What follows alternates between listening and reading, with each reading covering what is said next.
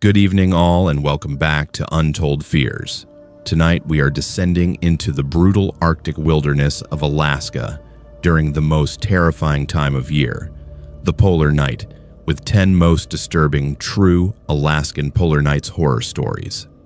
These accounts come from rangers, researchers, state troopers, and isolated residents who witnessed unimaginable horrors during months of endless darkness when the sun vanishes completely from the sky. Each story has been meticulously documented through police reports, missing persons files, and first-hand survivor testimonies that have been buried in government archives for decades. We have verified these accounts through medical examiner reports, emergency radio transcripts, and witness statements that paint a picture of Alaska's darkest secrets. When temperatures drop to 60 below zero and darkness consumes the land for up to 67 consecutive days, something awakens in the frozen wasteland that defies all rational explanation. If you are new here, make sure to subscribe to Untold Fears for daily true horror content that will haunt your dreams. Hit that notification bell so you never miss when terror calls from the frozen north. Now, let us venture into the endless night of Alaska, where civilization crumbles and the most disturbing horrors emerge from the polar darkness.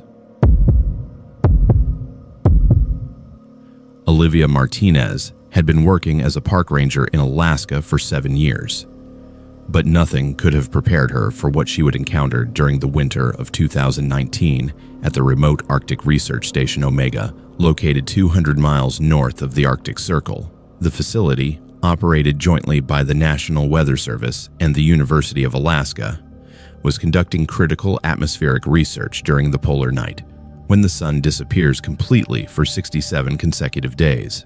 The station housed 12 researchers and support staff, isolated from civilization by vast expanses of frozen tundra and temperatures that routinely dropped to minus 50 degrees Fahrenheit. Communication with the outside world was limited to scheduled radio check-ins twice daily, and emergency evacuation was impossible during blizzard conditions that could last for weeks. Olivia arrived at Station Omega on November 15th, tasked with conducting wildlife surveys and monitoring environmental compliance during the research period. The facility consisted of 3 interconnected modular buildings: the main research lab, living quarters, and a utility building, housing generators and communications equipment. Solar panels were useless during the polar night, leaving the station dependent on diesel generators for power and heat. The first sign that something was wrong came on December 3rd during the station's morning roll call. Dr. Sarah Chen, a glaciologist from the University of Alaska, failed to report to the common area for breakfast. Her roommate, atmospheric physicist Dr. Rebecca Torres, said Chen had left their shared quarters sometime during the night, claiming she felt sick and needed fresh air. When Olivia searched Chen's room, she found the window wide open, with snow blown across the floor and Chen's outdoor gear still hanging in the closet. The search party that formed immediately included Olivia, Station Commander Dr. Michael Reeves, and 4 other researchers. They found Chen's body approximately 100 yards from the station, buried beneath a thin layer of windblown snow. What they discovered defied all logical explanation. Chen's body was completely drained of blood, her skin a translucent white that seemed to glow faintly in the artificial light from their flashlights. There were no visible wounds on her neck or wrists, but 2 small puncture marks were found behind her left ear, barely visible unless examined closely. More disturbing was the condition of the snow around Chen's body. Despite temperatures of minus 40 degrees, the snow beneath her corpse had melted completely, creating a perfect oval of bare, dark earth. The ground itself was warm to the touch, as if something had generated intense heat. There were no footprints leading to or from the body, despite the fresh snowfall that had occurred during the night. Dr. Reeves, a former military medic, examined the body and confirmed that Chen had been dead for several hours, but her corpse showed no signs of freezing despite the extreme cold. Her internal body temperature was 98 degrees, as if she had died moments before they found her. The medical equipment at the station was limited, but blood tests revealed that Chen's blood volume was less than 20% of normal, with no trace of blood found at the scene. The group brought Chen's body back to the station and placed it in the utility building's makeshift morgue, a refrigerated storage unit normally used for food supplies. They radioed their scheduled check-in to Fairbanks, reporting Chen's death as a possible medical emergency, but made no mention of the unusual circumstances. The weather forecast showed a massive storm system approaching that would cut off all communication for at least a week. That night, Olivia was awakened by the sound of the utility building's emergency alarm. The system only activated when there was a breach in the building's sealed environment. She dressed quickly and made her way through the connecting tunnel to investigate, finding the morgue door standing wide open and Chen's body missing. The refrigeration unit showed no signs of forced entry, and the electronic lock's access log indicated it had been opened from the inside at 3:17 a.m. Security cameras throughout the station had malfunctioned simultaneously at 3:15 a.m., showing only static. When the system reset 2 minutes later, all appeared normal, except for Chen's disappearance. Olivia searched the entire building, but found no trace of the missing body.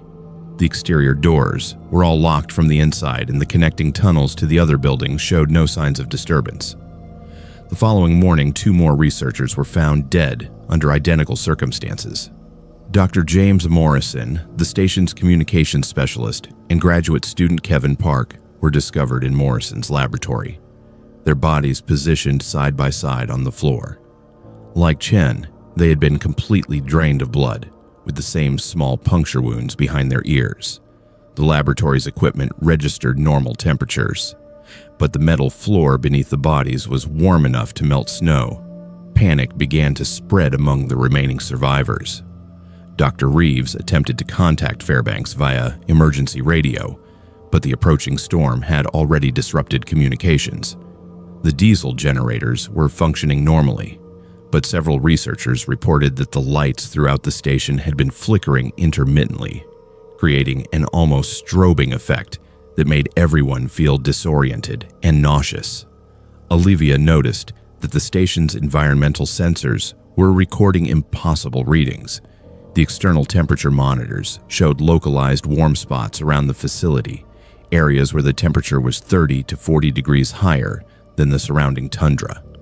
These thermal anomalies seemed to move in a circular pattern around the station, appearing and disappearing without explanation. On the 4th night after Chen's death, Olivia was conducting a security patrol when she encountered something that changed her understanding of what they were facing. She was checking the seals on the main research building when she heard a tapping sound coming from outside. Following the noise to a window overlooking the station's vehicle bay, she found herself face to face with Dr. Sarah Chen. Chen was standing in the snow, wearing only the thin pajamas she had died in 4 days earlier. Her skin was the same translucent white Olivia remembered from finding the body, but now Chen's eyes glowed with a faint red luminescence. She was tapping on the window with one finger, the sound carrying clearly through the thick glass. When she saw Olivia, Chen smiled, revealing elongated canine teeth that caught the light from inside the station. Chen mouthed words that Olivia could not hear through the glass. "Let me in. I'm so cold." Her breath did not fog the window, despite the sub-zero temperature. Olivia backed away from the glass, her heart racing, and Chen began tapping more insistently. The sound grew louder and more rhythmic, until it seemed to echo throughout the entire station. Olivia ran to wake Dr. Reeves and the other survivors. By the time they returned to the window, Chen was gone, but the thermal sensors showed a heat signature moving rapidly around the perimeter of the station. The tapping continued for hours, moving from window to window, always staying just out of sight when anyone tried to look outside. The remaining 7 survivors barricaded themselves in the main laboratory, the most secure room in the facility. They discovered that the station's emergency medical kit contained ultraviolet sterilization lamps used for water purification. Dr. Reeves theorized that if they were dealing with some form of infection or parasite that caused the blood loss and behavioral changes, UV radiation might prove effective as a deterrent. Their theory was tested the following night when the creatures returned in force. All three of the missing bodies appeared outside the laboratory windows simultaneously. Chen, Morrison, and Park stood motionless in the snow, staring through the glass with their glowing red eyes. Their skin had become even more translucent, with dark veins visible beneath the surface. They moved with an unnatural fluidity, seeming to glide across the snow without leaving footprints.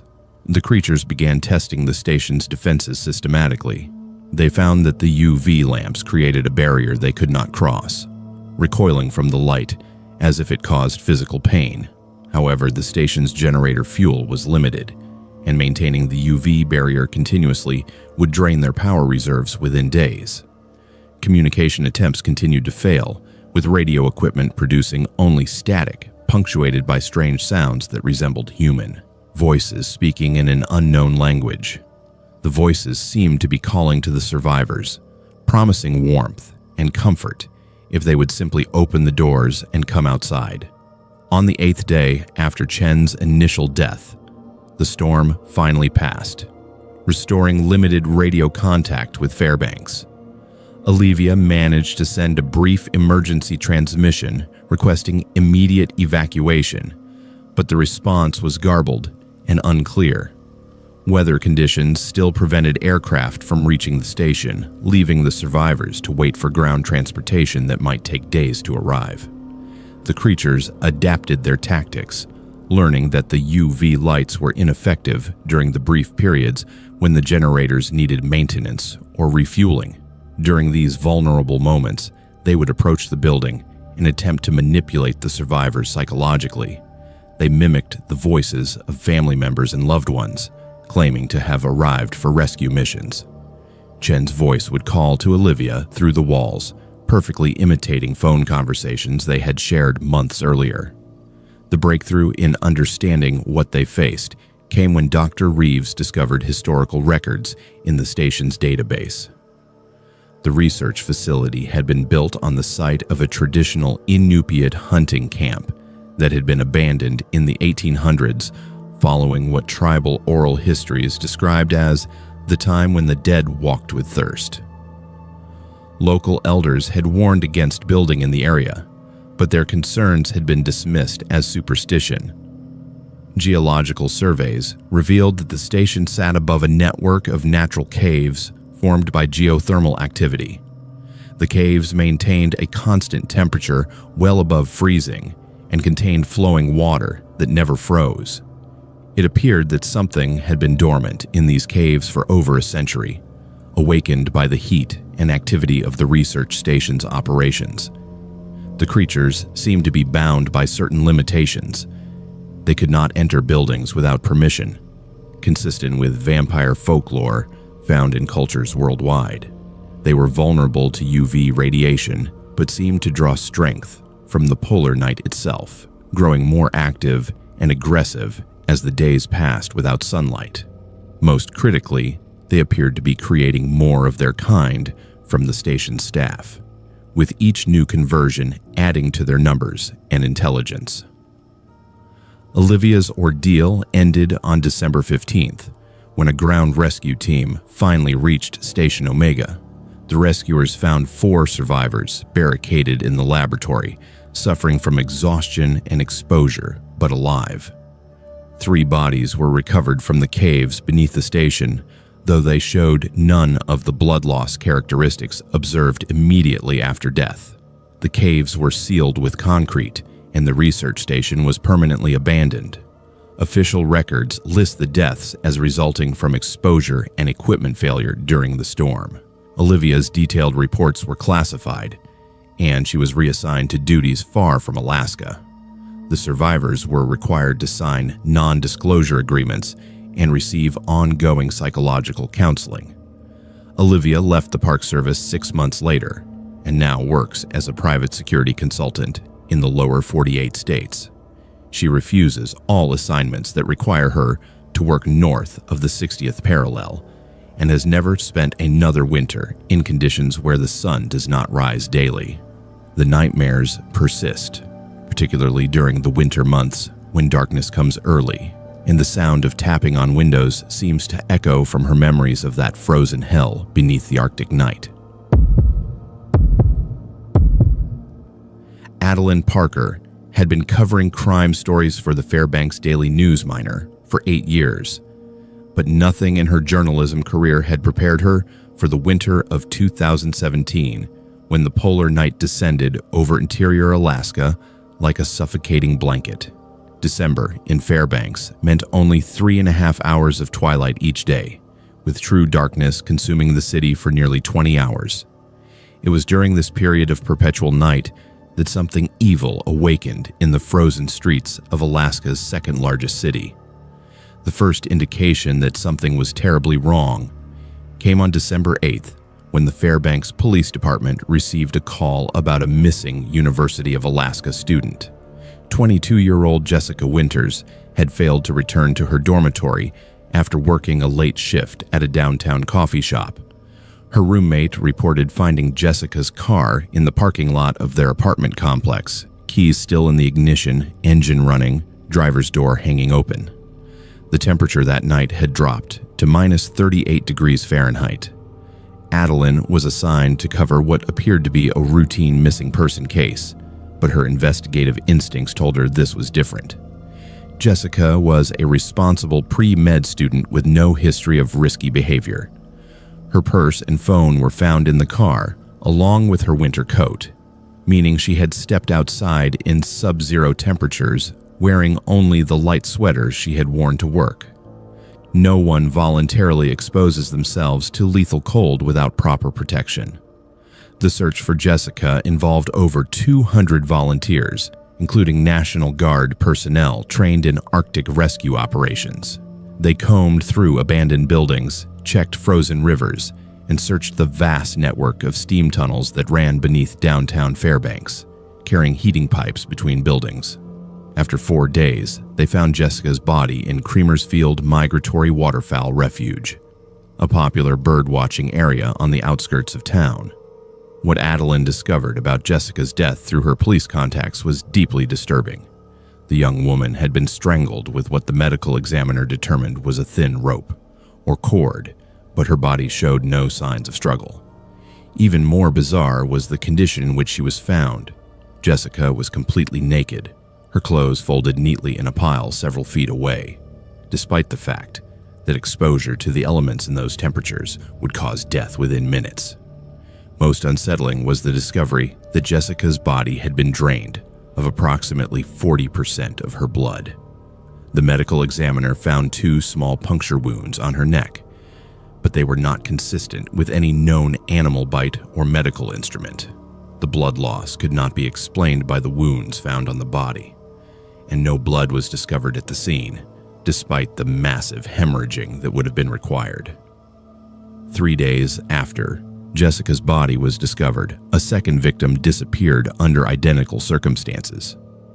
Marcus Chen, a graduate student in atmospheric sciences, vanished while walking from the university library to his car in the parking garage. Security cameras showed him entering the elevator on the 3rd floor at 11:47 p.m., but he never exited the garage. His car was found on the ground level, with the engine running, driver's door open, and no sign of struggle.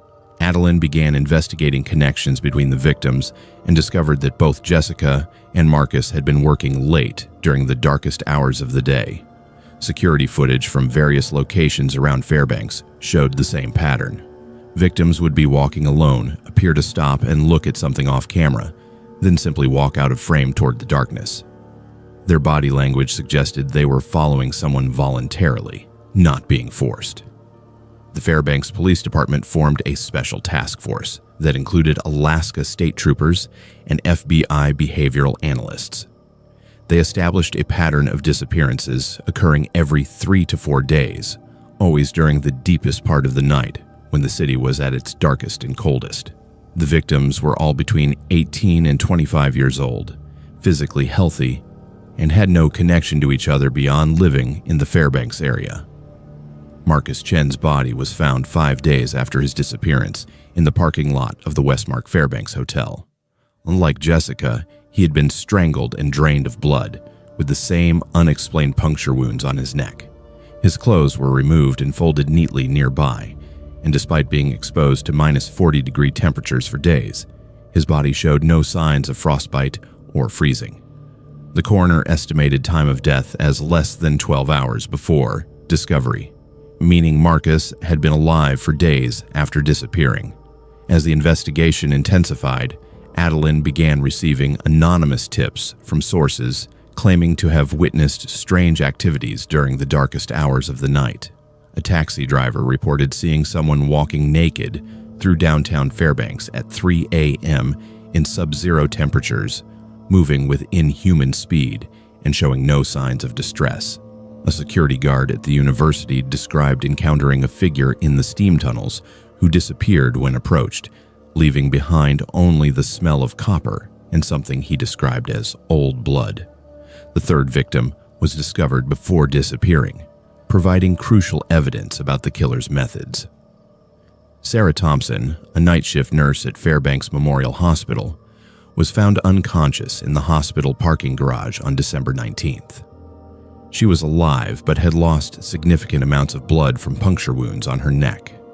Medical examination revealed she had been drugged with a powerful paralytic agent that prevented her from moving or calling for help while remaining conscious throughout the attack.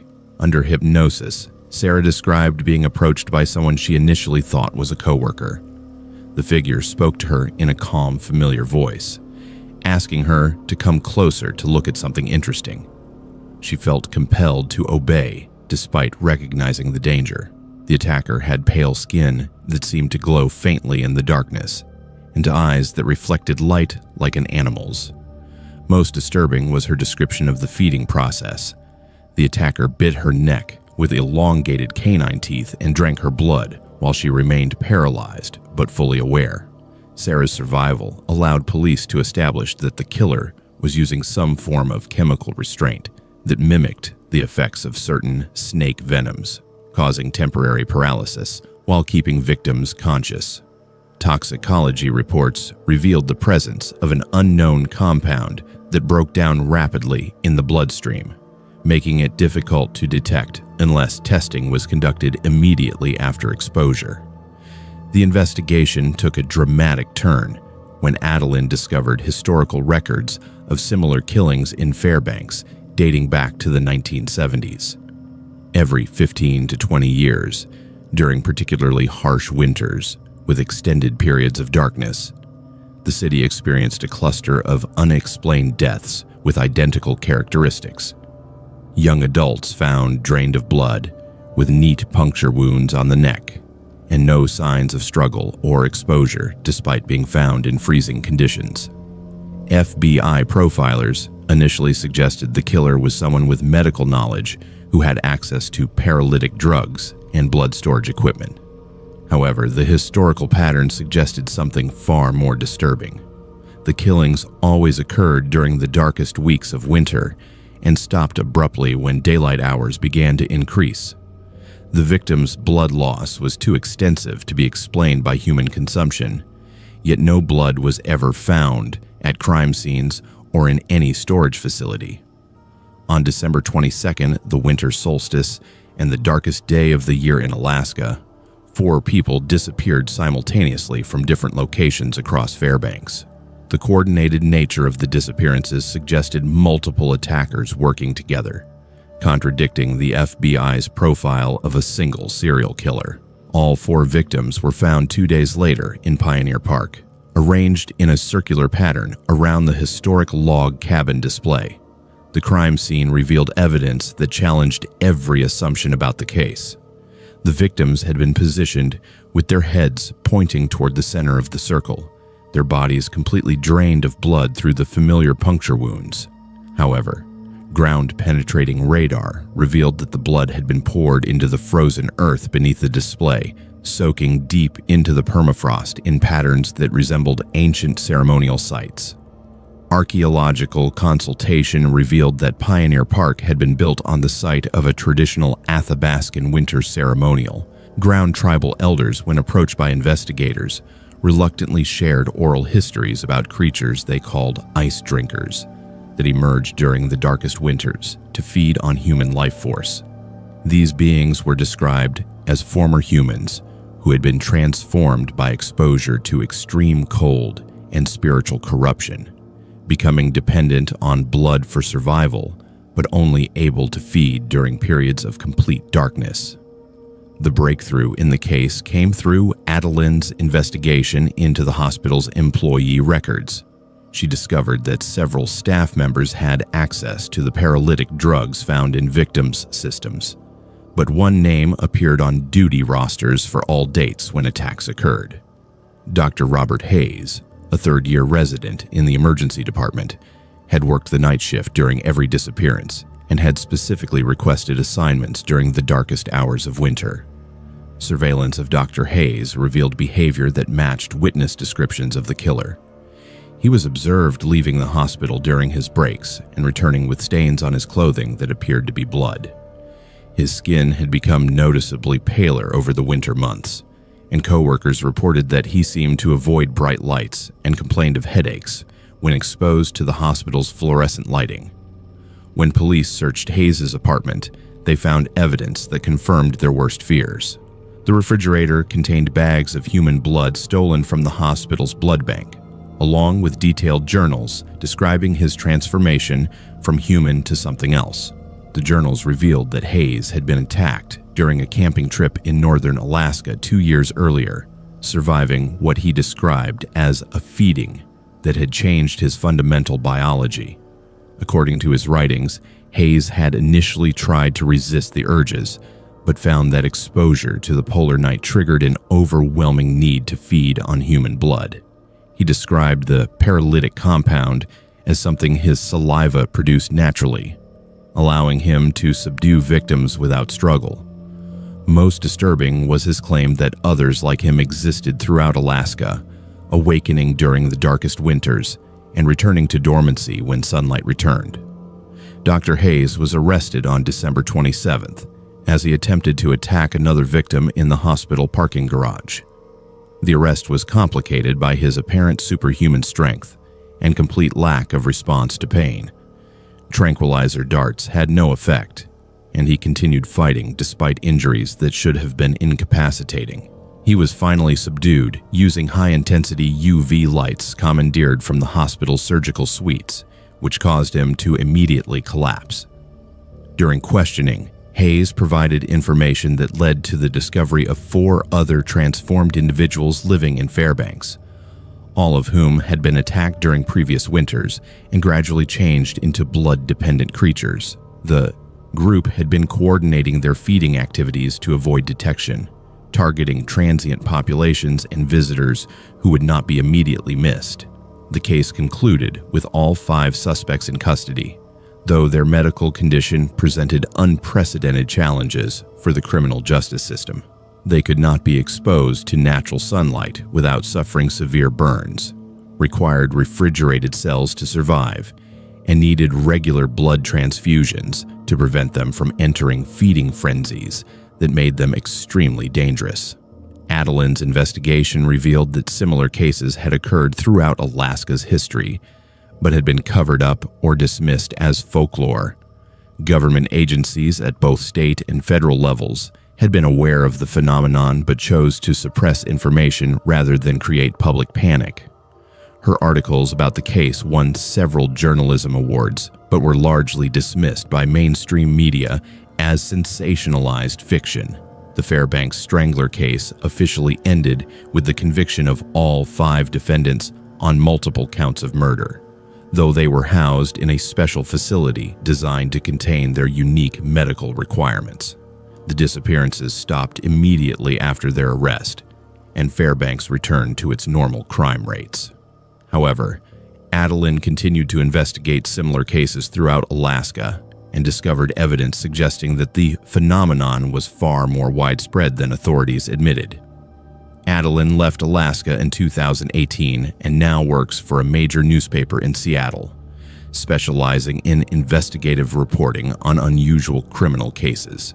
She maintains contact with law enforcement sources throughout Alaska and continues to document evidence of similar attacks during subsequent polar night periods. Her files contain reports of blood-drained victims from remote villages across northern Alaska, suggesting that the Fairbanks case was merely the tip of a much larger and more terrifying phenomenon that emerges from the darkness every winter.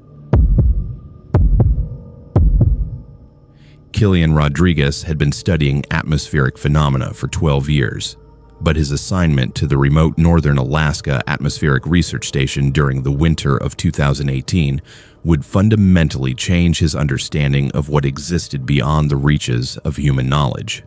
As a senior meteorologist with the National Weather Service, Kilian specialized in aurora borealis research, documenting the electromagnetic interactions between solar particles and Earth's magnetic field that created the dancing lights across the polar sky.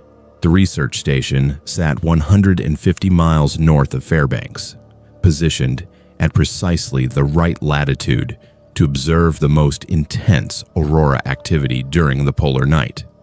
The facility housed sophisticated monitoring equipment, including magnetometers, spectrometers, and high-resolution cameras capable of capturing aurora formations across multiple electromagnetic frequencies.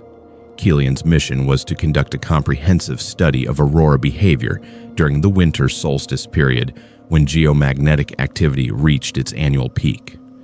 The station's isolation was absolute. The nearest human settlement was a native village 80 miles to the south, accessible only by snowmobile or helicopter when weather permitted. Communication with the outside world depended on satellite uplinks that frequently failed during magnetic storms. Kilian shared the facility with Dr. Martha Chen, a geophysicist from the University of Alaska, and Tom Bradley, a communications technician responsible for maintaining the delicate electronic systems. The first unusual aurora activity began on December 10th, during a period of relatively low solar wind activity when spectacular displays should not have occurred. Kilian's instruments detected aurora formations appearing at altitudes well below the normal range, extending down to less than 30 miles above Earth's surface. The colors were wrong too, displaying deep purples and crimson reds that indicated electromagnetic frequencies outside the normal spectrum for aurora phenomena. More disturbing was the pattern of the lights themselves. Instead of the typical curtains and arcs that characterize normal aurora displays, these formations appeared as geometric shapes, perfect circles, triangles, and complex patterns that resembled symbols or written characters. The movements were too precise and coordinated to be explained by random particle interactions, suggesting some form of organized structure within the electromagnetic field. Kilian began documenting these anomalous formations with increasing fascination and growing unease. His spectrometer readings showed electromagnetic signatures that did not match any known solar particle interactions. The frequencies extended into ranges that should not exist in natural aurora phenomena, including extremely low-frequency emissions below 20 Hz that could affect human brain activity. These infrasonic vibrations were known to cause feelings of uneasiness, depression, and in extreme cases, auditory hallucinations. On December 15th, during a particularly intense display, Kilian heard something that challenged his scientific rationality. As he stood outside the station, photographing the unusual geometric aurora patterns, he began to perceive sounds within the electromagnetic static captured by his recording equipment. At first, it seemed like random noise, but extended listening revealed patterns that resembled human speech in an unknown language. The vocalizations were layered, multiple voices speaking in harmony, using phonetic structures unlike any known human language. The sounds occurred in precise synchronization with changes in the aurora patterns, suggesting a direct connection between the visual phenomena and whatever was generating the voices. When Killian isolated specific frequency ranges, individual words became more distinct, though their meaning remained incomprehensible. Dr. Chen initially dismissed Killian's claims about voices in the aurora as auditory pareidolia, the tendency to perceive meaningful patterns in random sound. However, when she examined his recorded data, she found electromagnetic anomalies that defied conventional explanation. The aurora displays were generating coherent radio transmissions across multiple frequency bands, creating complex interference patterns that could theoretically carry information. The breakthrough came when Killian realized that the unknown language contained mathematical relationships. Certain phonetic sequences corresponded to prime number progressions, geometric ratios, and astronomical constants. The voices were not random communication, but appeared to be transmitting scientific data using a linguistic structure based on universal mathematical principles. This suggested intelligence behind the phenomena, though the source remained unknown. As the polar night deepened, the aurora voices became more frequent and intense. Killian found himself spending hours outside the station, recording and analyzing the transmissions despite temperatures that regularly dropped below -40 degrees. His colleagues became concerned about his obsessive behavior and deteriorating physical condition, but Killian insisted that he was on the verge of a discovery that would revolutionize human understanding of atmospheric physics. The content of the transmissions began to change on December 18th. Instead of mathematical sequences, the voices started providing detailed information about Earth's atmospheric composition, magnetic field structure, and cosmic radiation patterns. The data was extraordinarily accurate, matching the most precise scientific measurements available, but included information about atmospheric conditions in remote locations that no human monitoring system could access. More unsettling was the inclusion of historical data spanning thousands of years, describing atmospheric changes, magnetic, pole reversals, and cosmic events with precision that suggested continuous observation throughout human history. The voices spoke of ice ages, volcanic eruptions, and climate patterns with the authority of direct witnesses, implying that whatever intelligence generated these transmissions had been monitoring Earth for millennia. On the night of December 20th, the transmissions became personal. The voices began addressing Killian directly, speaking his name and referencing specific details about his life, education, and research. They demonstrated knowledge of his childhood, his family relationships, and his deepest scientific theories that he had never discussed with anyone. The intelligence behind the aurora was not only observing Earth's atmosphere, but had been monitoring individual human lives in extraordinary detail. The voices invited Killian to participate in what they called atmospheric integration, a process that would allow him to join their eternal observation of Earth's electromagnetic systems. They described a form of consciousness that existed within the planet's magnetic field, freed from the limitations of physical biology and capable of experiencing the entire electromagnetic spectrum simultaneously. Tom Bradley noticed that Killian had begun responding to the aurora voices, carrying on extended conversations with the lights during his nighttime observation sessions. The meteorologist would stand for hours in the sub-zero cold, apparently receiving and transmitting information through some form of electromagnetic communication. His speech patterns began to change, incorporating the same mathematical linguistic structures present in the aurora transmissions. Dr. Chen documented alarming changes in Killian's physiology during his interactions with the aurora phenomena. His brainwave patterns showed synchronization with the extremely low-frequency emissions from the lights, and his body temperature remained stable despite prolonged exposure to lethal cold. Most disturbing was the appearance of faint luminescence in his eyes that corresponded to the frequency spectrum of the aurora displays. The crisis peaked on December 21st, the winter solstice, when the most intense aurora activity of the year created a display visible even during the brief twilight hours. Killian announced to his colleagues that the voices had revealed their true nature and purpose. They were the preserved consciousness of ancient human civilizations that had achieved electromagnetic transcendence during previous ice ages, existing now as patterns of organized energy within Earth's magnetic field.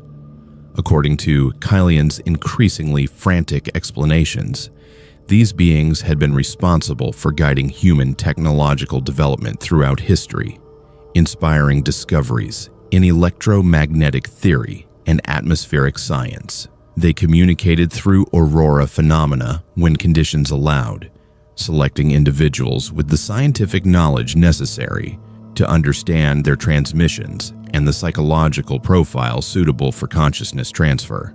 The voices had chosen Killian as their latest recruit, offering him immortality as an electromagnetic entity in exchange for abandoning his physical form. The process required voluntary participation during the peak electromagnetic activity of the winter solstice, when the barriers between physical matter and organized energy were thinnest.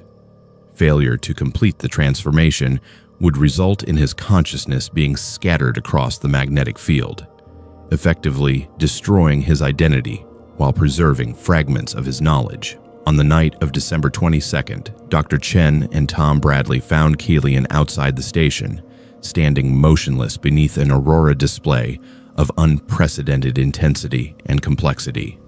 The lights formed intricate geometric patterns directly above him, pulsing in rhythm with his breathing and heartbeat.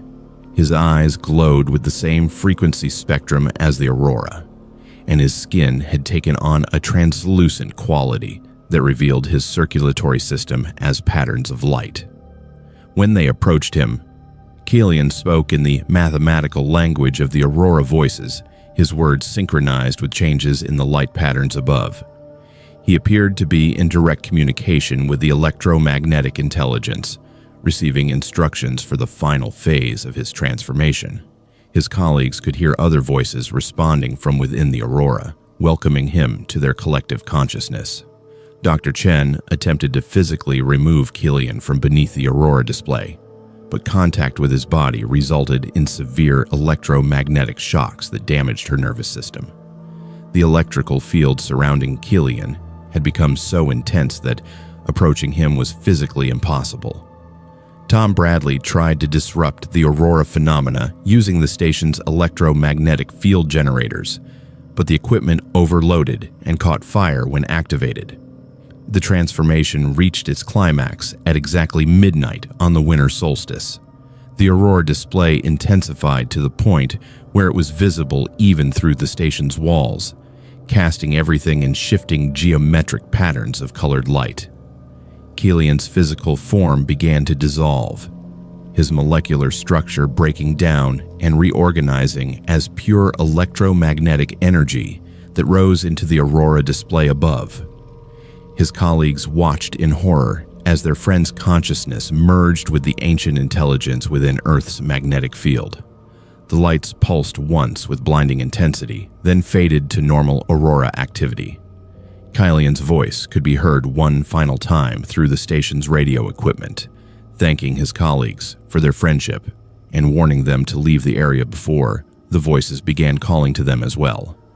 Dr. Chen and Tom Bradley evacuated the research station immediately, traveling by snowmobile through the dangerous Arctic night to reach the nearest village. Their reports to authorities described equipment failures and psychological stress causing Killian to wander into the tundra during a blizzard, where he presumably died of exposure.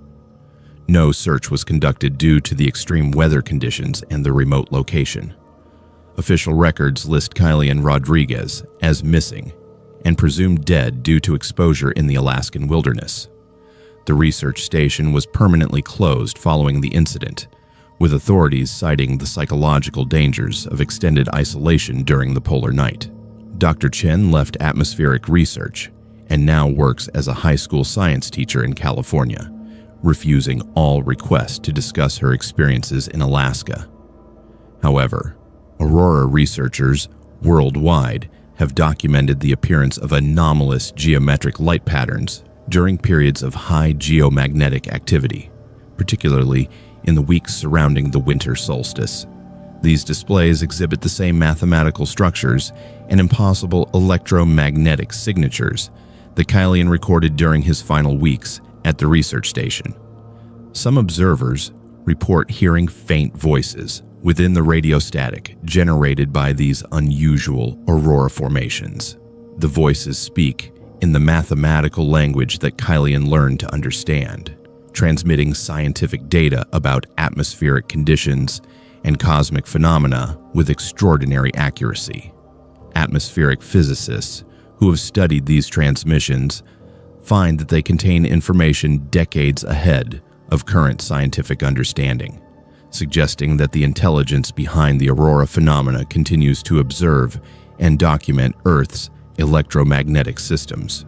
On rare occasions, usually during the most intense aurora displays of winter, observers report hearing Kylian's voice among the electromagnetic transmissions.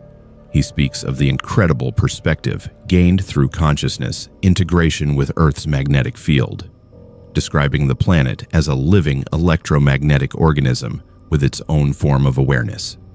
His words carry a mixture of wonder and warning about the price of transcendence beyond human limitations. The research station remains abandoned, its sophisticated monitoring equipment slowly deteriorating in the harsh Arctic environment. However, during the darkest weeks of winter, passing aircraft sometimes report unusual electromagnetic activity in the area, with aurora displays appearing at ground level around the deserted buildings.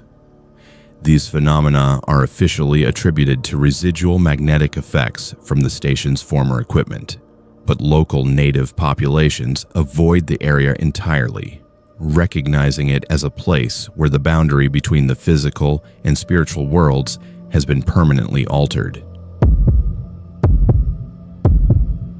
Jalen Thompson had been driving Alaska's Dalton Highway for 15 years, hauling supplies to the remote oil facilities on the North Slope during the harshest months of winter when the ice road was thick enough to support fully loaded trucks. The 414-mile route from Fairbanks to Deadhorse was one of the most dangerous roads in the world, a frozen lifeline through the Arctic wilderness, where temperatures dropped to -60 degrees and blizzards could strand drivers for days. But in December 2016, Jalen would encounter something on the ice road that made the brutal weather seem like the least of his worries. The Dalton Highway was not a road in any conventional sense. For most of its length, it was simply a cleared path through the tundra, elevated on gravel to prevent permafrost melting, with no services, no cell phone coverage, and no guarantee of rescue if something went wrong. During the polar night, the route was traveled almost exclusively by professional drivers, hauling critical supplies to the oil fields, men and women who understood that survival depended on preparation, experience, and the unwritten code that drivers always stopped to help each other in emergency situations. Jalen's December run began routinely enough. He was hauling a full load of drilling equipment in his Kenworth W900, a truck specifically modified for Arctic conditions with auxiliary heating systems, extra fuel capacity, and emergency survival gear. The weather forecast predicted clear conditions for the 3-day round trip, with temperatures staying around -40 degrees, cold but manageable for experienced drivers. The first indication that something was wrong came at mile 175 near the Yukon River Bridge, when Jalen's CB radio picked up a distress call from another trucker. The voice identified itself as Danny Morrison, a driver Jalen had worked with for several years, reporting that his truck had broken down and he needed assistance. Morrison's truck was supposedly stranded about 20 miles ahead, just off the main road at a wide spot used as an unofficial rest area. Jalen responded immediately, following the trucker's code that you never leave a driver stranded in the Arctic. However, when he reached the coordinates Morrison had provided, he found no sign of a disabled truck or any evidence that a vehicle had recently pulled off the road. The snow was undisturbed, and his truck's headlights revealed nothing but empty tundra stretching into the darkness. Confused, Jalen tried to contact Morrison on the CB radio, but received no response. He spent nearly an hour searching the area, concerned that Morrison might have been confused about his location or that his truck had gone off the road into a ravine. The temperature outside was minus 45 degrees, and Jalen knew that exposure would be fatal within minutes for anyone not properly equipped. When Jalen resumed his journey, he contacted the dispatch office in Fairbanks via satellite phone to report the incident. The dispatcher checked their records and confirmed that Danny Morrison was not scheduled for any runs that week and had, in fact, called in sick 3 days earlier with severe pneumonia. There was no record of any Morrison truck on the Dalton Highway, and no other drivers had reported encountering him. The realization that someone had been impersonating Morrison on the CB radio sent a chill through Jalen that had nothing to do with the Arctic cold. The voice had been perfect, matching Morrison's distinctive accent and speech patterns, even referencing shared experiences and mutual acquaintances. Whoever had made that call possessed detailed knowledge of both Morrison and the trucking community, but their intention in luring Jalen to the remote location remained unclear. 20 miles further north, Jalen encountered his first hitchhiker, a sight so unusual on the Dalton Highway that he initially thought he was hallucinating. A figure stood beside the road, thumb extended, wearing what appeared to be standard winter clothing, but showing no signs of distress despite the lethal cold. As Jalen's headlights illuminated the hitchhiker, he could see it was a middle-aged man with a heavy beard and the weathered face of someone accustomed to outdoor work. Against his better judgment and in violation of company policy, Jalen stopped his truck. The Dalton Highway was no place for a person on foot, and leaving someone to die of exposure violated every principle of Arctic survival. The hitchhiker approached the cab with a grateful smile, explaining that his snowmobile had broken down and he needed a ride to Coldfoot, the next settlement north. The man introduced himself as Frank Williams and claimed to be a pipeline maintenance worker returning from a remote station. His story seemed plausible, and his knowledge of oil field operations appeared genuine. However, Jalen noticed several disturbing details as they traveled north together. Williams showed no signs of having been exposed to extreme cold, despite claiming to have been stranded for hours. His clothing, while appropriate for the weather, bore no company logos or identification typical of oil field workers. More unsettling was Williams's behavior during the drive. He displayed an unusual interest in Jalen's route, cargo, and schedule, asking detailed questions about other drivers who use the road and the locations of remote facilities. When Jalen mentioned the false CB call from Morrison, Williams became noticeably agitated, claiming that similar incidents had been reported by other drivers but had been covered up by the trucking companies. As they approached mile 235, Williams requested to be dropped off at what he claimed was a maintenance access road leading to a pipeline pumping station. The location was not marked on any of Jalen's maps, and he could see no evidence of industrial activity in the area. When he expressed concern about leaving Williams in such a remote location, the hitchhiker became insistent, claiming that co-workers were expecting him and would provide transportation from there. Jalen stopped at the coordinates Williams specified, but as his passenger prepared to exit the truck, something about the man's behavior triggered a survival instinct that had kept him alive through 15 years of Arctic driving. Williams was moving with predatory precision, his previous friendliness replaced by focused intensity. When he reached for the door handle, Jalen noticed that Williams's fingernails had grown significantly longer during the journey and appeared to be sharpened to points. Instead of opening the passenger door, Jalen suddenly accelerated, throwing Williams back into his seat. The hitchhiker's facade immediately dropped, revealing a snarl of rage and inhuman fury. Williams lunged for the steering wheel, attempting to force the truck off the road, but his movements were wrong, too fluid and rapid for normal human physiology. His strength was extraordinary, forcing Jalen to fight for control of the vehicle while traveling at 60 miles per hour on ice. During the struggle, Jalen caught a clear view of Williams' face and saw that his eyes had changed, becoming reflective like an animal's and glowing faintly in the darkness of the cab. The man's canine teeth had elongated into fangs, and his breath carried the metallic odor of fresh blood. Whatever Williams truly was, he was not human, and his intention was clearly to take control of the truck for purposes that would not benefit Jalen's survival. The fight for the steering wheel continued for several terrifying minutes, with the truck weaving dangerously across the icy road. Williams possessed strength that seemed impossible for his size, but he appeared to be unfamiliar with the truck's controls, allowing Jalen to maintain enough control to keep the vehicle upright. When they crested a hill and saw the lights of an approaching truck in the distance, Williams suddenly released his grip on the steering wheel and retreated to his side of the cab. As the southbound truck passed them, Williams opened the passenger door and leaped out while Jalen's truck was still traveling at 40 miles per hour. Instead of tumbling across the ice as any human would, Williams landed in a perfect crouch beside the road and immediately disappeared into the darkness with inhuman speed. Jalen brought his truck to a stop and looked back, but there was no sign of the creature that had been masquerading as a stranded worker. Shaken by the encounter, Jalen contacted the driver of the southbound truck he had just passed, warning him about the dangerous individual on the road.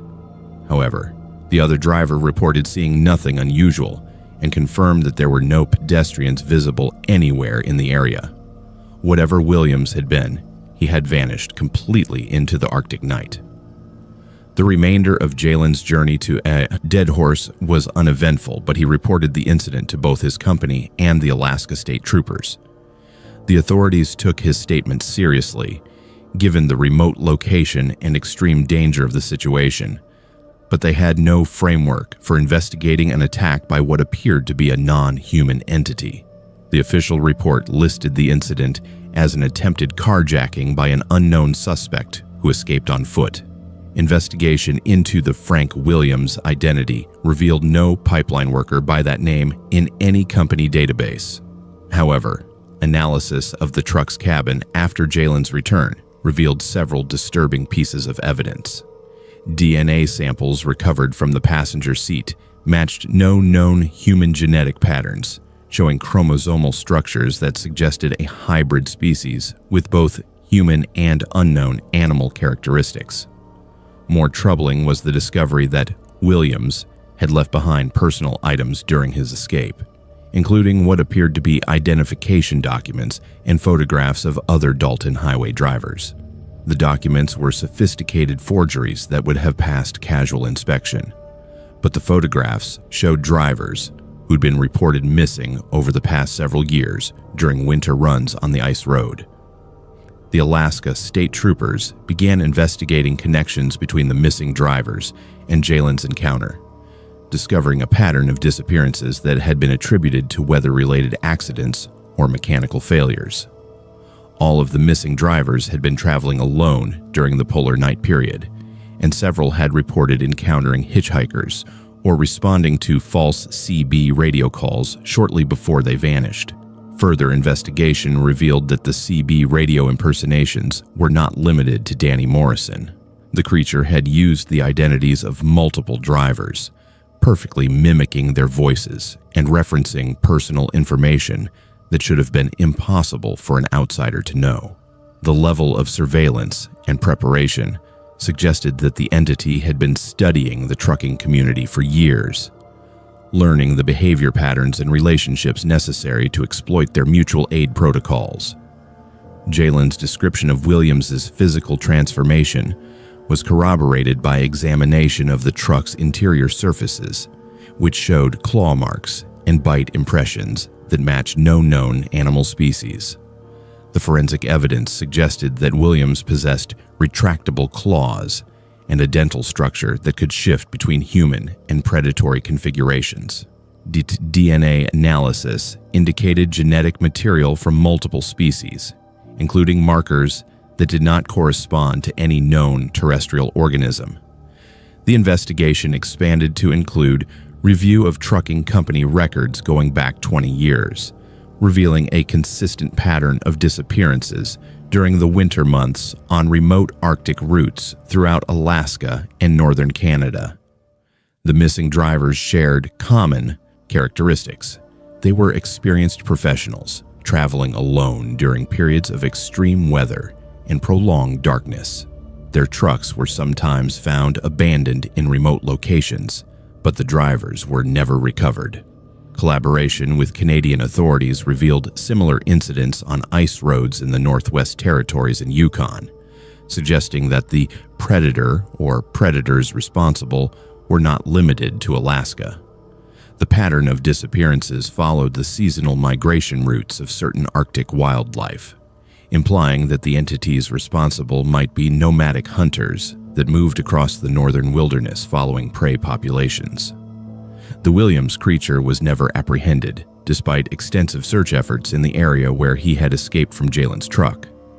However, the investigation led to the implementation of new safety protocols for Arctic trucking operations, including mandatory check-in procedures, convoy requirements during the polar night period, and enhanced verification systems for CB radio communications.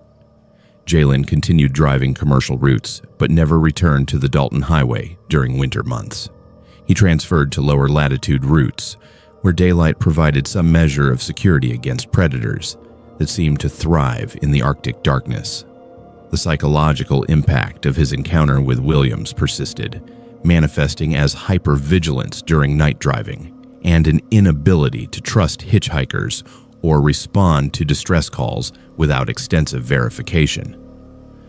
3 years after Jalen's encounter, a research team from the University of Alaska discovered evidence of a previously unknown hominid species in the Arctic regions of northern Alaska.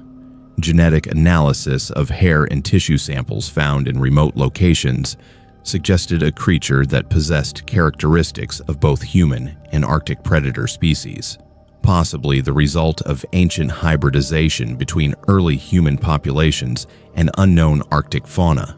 The research findings were classified by federal authorities and never published in scientific journals. However, Jalen was contacted by government investigators who confirmed that his encounter with Williams represented contact with a species that had been secretly documented by various agencies for decades. The creatures appeared to be intelligent hunters that had adapted to prey specifically on isolated humans during the winter months in the Arctic. Jalen now works as a driver trainer for a major trucking company, specializing in safety protocols for extreme weather conditions. He never discusses his encounter with Williams publicly, but his training programs emphasize the importance of verification procedures and the dangers of trusting anyone encountered in remote locations.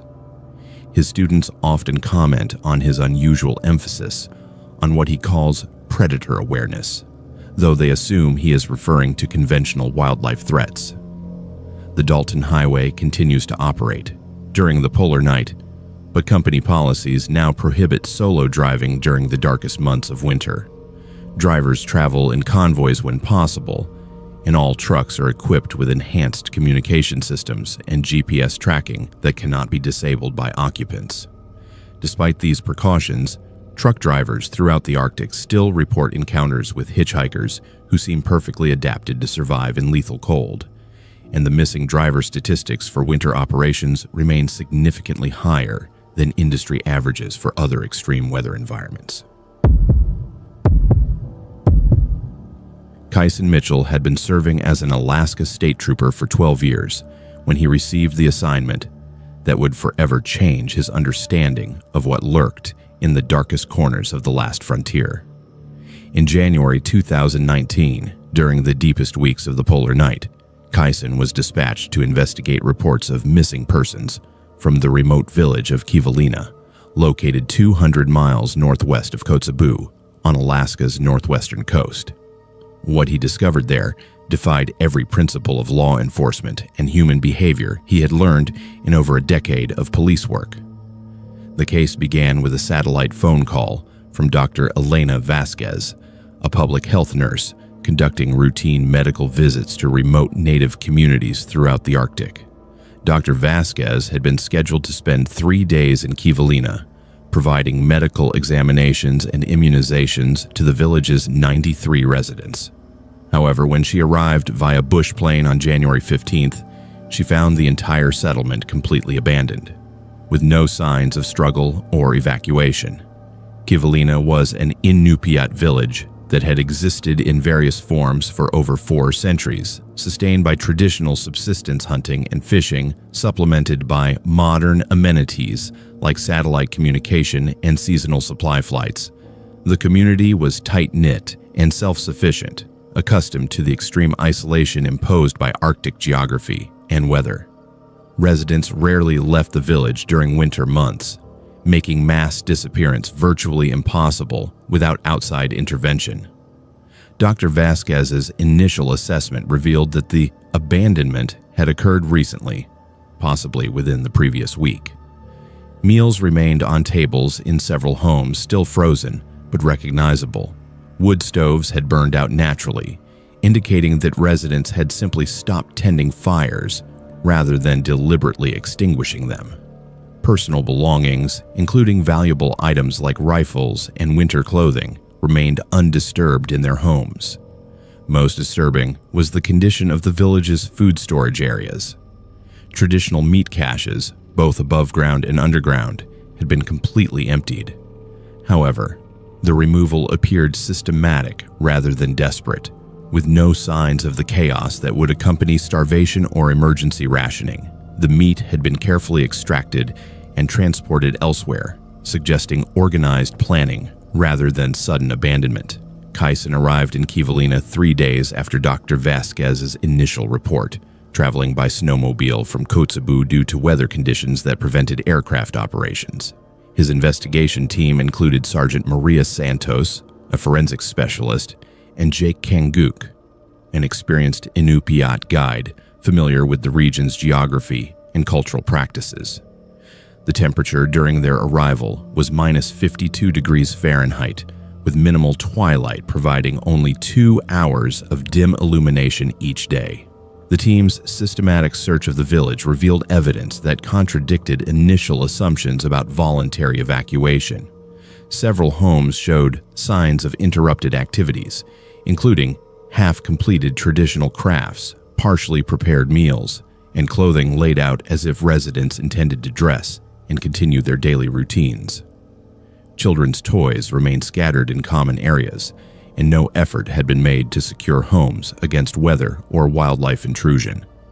Examination of the village's communication equipment revealed that the satellite phone system had been deliberately disabled, with critical components removed rather than damaged by weather or accident.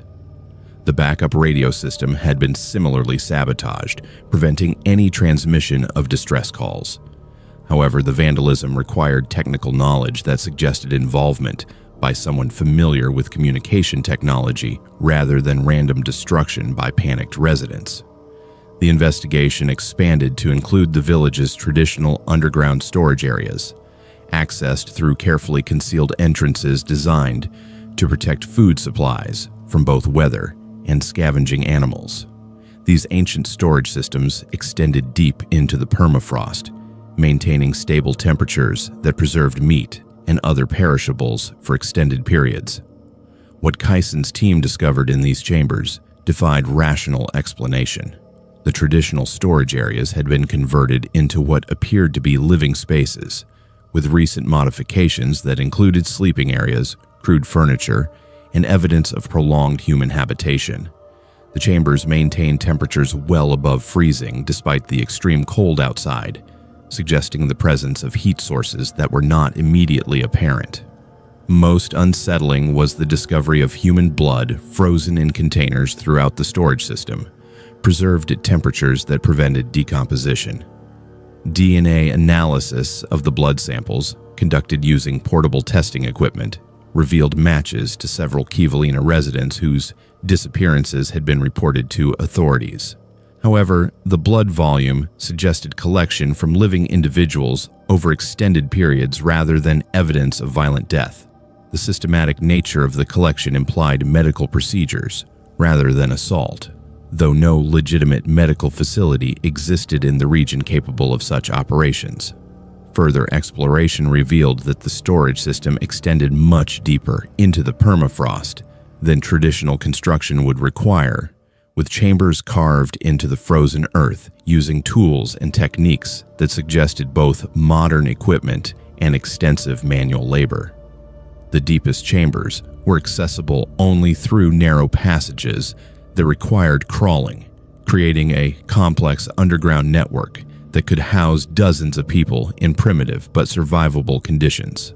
The breakthrough in understanding what had occurred came when Kyson's team discovered evidence of the village residents' actual location. Recent snowfall patterns revealed tracks leading from Kivalina toward the interior, following traditional hunting routes, but extending far beyond the range typically traveled during winter months. The tracks suggested a large group moving together, carrying significant supplies and equipment through terrain that was nearly impassable during polar night conditions. Following the tracks required specialized Arctic survival techniques and equipment, as the trail led through areas where GPS systems were unreliable and traditional navigation methods were essential for survival. The team traveled by snowmobile and dog sled, covering nearly 40 miles of frozen tundra before discovering signs of recent human activity in a region that should have been completely uninhabited during winter months. The discovery site was a natural depression in the tundra that provided shelter from Arctic winds, surrounded by low hills that offered both concealment and protection from weather. However, the area had been extensively modified, with constructed shelters, fire pits, and storage areas that suggested prolonged occupation by a large group. Most significantly, the site showed evidence of systematic hunting activities that had cleared the region of virtually all wildlife. Kyson's investigation revealed that the Kivalina residents had not disappeared, but had relocated to this remote site under circumstances that remained unclear. The relocation appeared to be voluntary, as personal belongings had been transported carefully and living areas had been established with attention to comfort and long-term habitability. However, the reason for abandoning their permanent village during the harshest season of the year was not immediately apparent.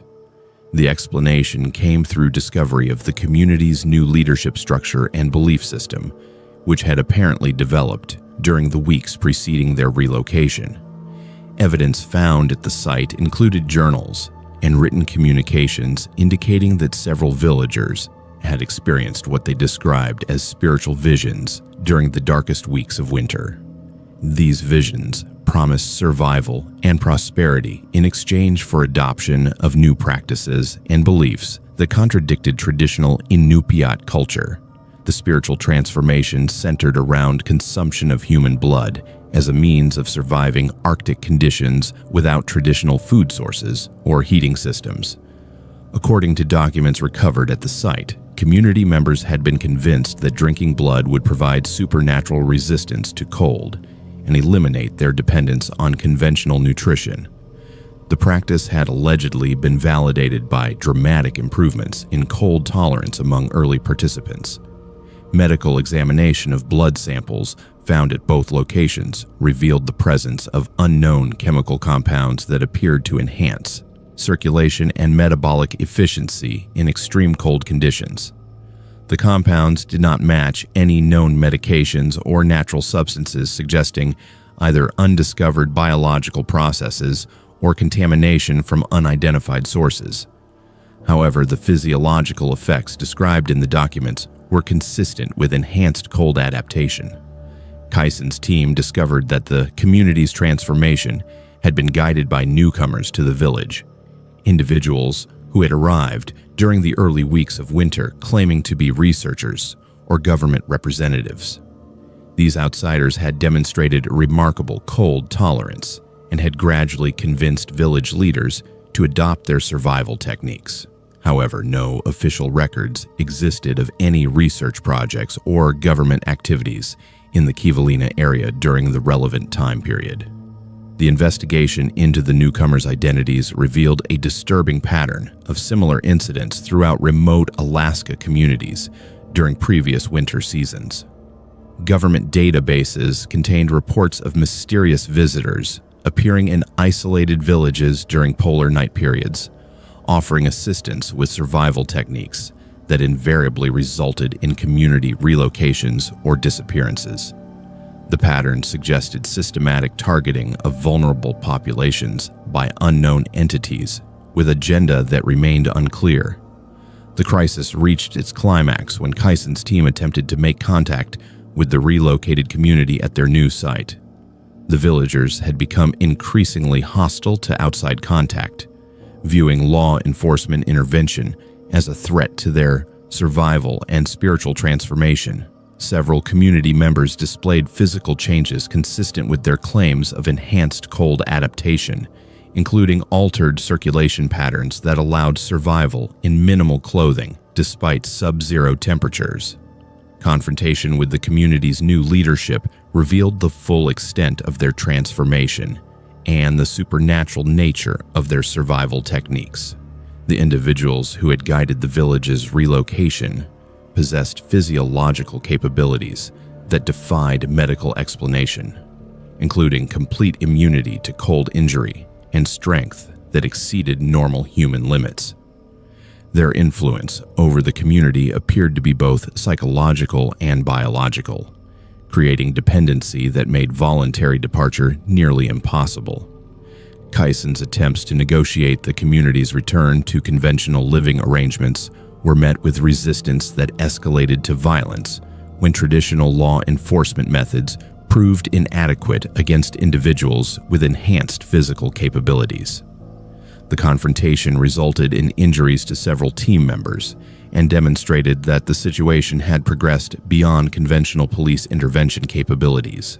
The resolution of the Kivalina case required coordination between multiple agencies, including federal authorities with expertise in biological warfare and psychological manipulation. The community was eventually evacuated and relocated to medical facilities for evaluation and treatment, though several individuals chose to remain in the wilderness and disappeared into the Arctic landscape. The newcomers who had initiated the transformation were never apprehended and were presumed to have escaped into the vast uninhabited regions of northern Alaska. Official reports characterized the incident as mass psychological manipulation combined with experimental drug administration by unknown criminals targeting isolated communities. The supernatural elements of the case were classified and removed from public records, though medical treatment for affected community members continued for several years. The village of Kivalina was permanently abandoned, with residents relocated to other communities throughout the region. Kyson retired from the Alaska State Troopers 6 months after the Kivalina investigation, citing health issues related to extreme cold exposure during the operation. However, colleagues noted that his decision was likely influenced by the psychological impact of encountering phenomena that challenged fundamental assumptions about human nature and survival capabilities. He relocated to warmer climates and refused all requests for interviews about his experiences. The Kivalina site remains under federal monitoring, with access restricted due to alleged environmental contamination. However, satellite surveillance occasionally detects thermal signatures in the area during winter months, suggesting continued human activity despite official claims that the region has been abandoned. Local native communities avoid the area entirely, incorporating warnings about the site into their traditional knowledge systems and cultural practices.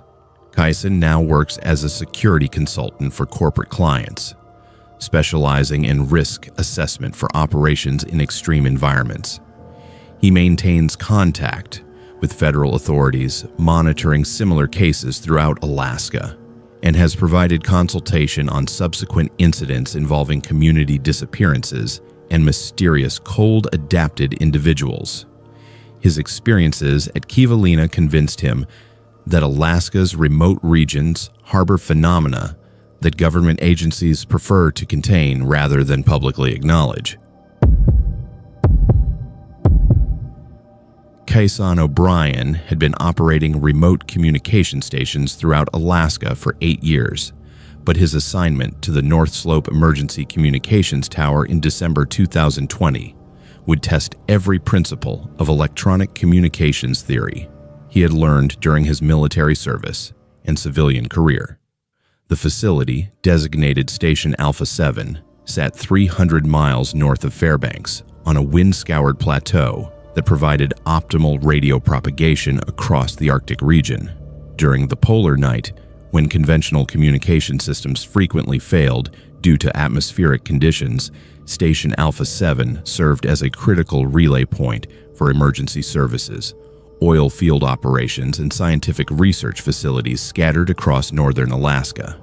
The communication tower itself was a marvel of Arctic engineering, standing 200 feet above the permafrost and anchored by guy wires designed to withstand winds exceeding 100 miles per hour.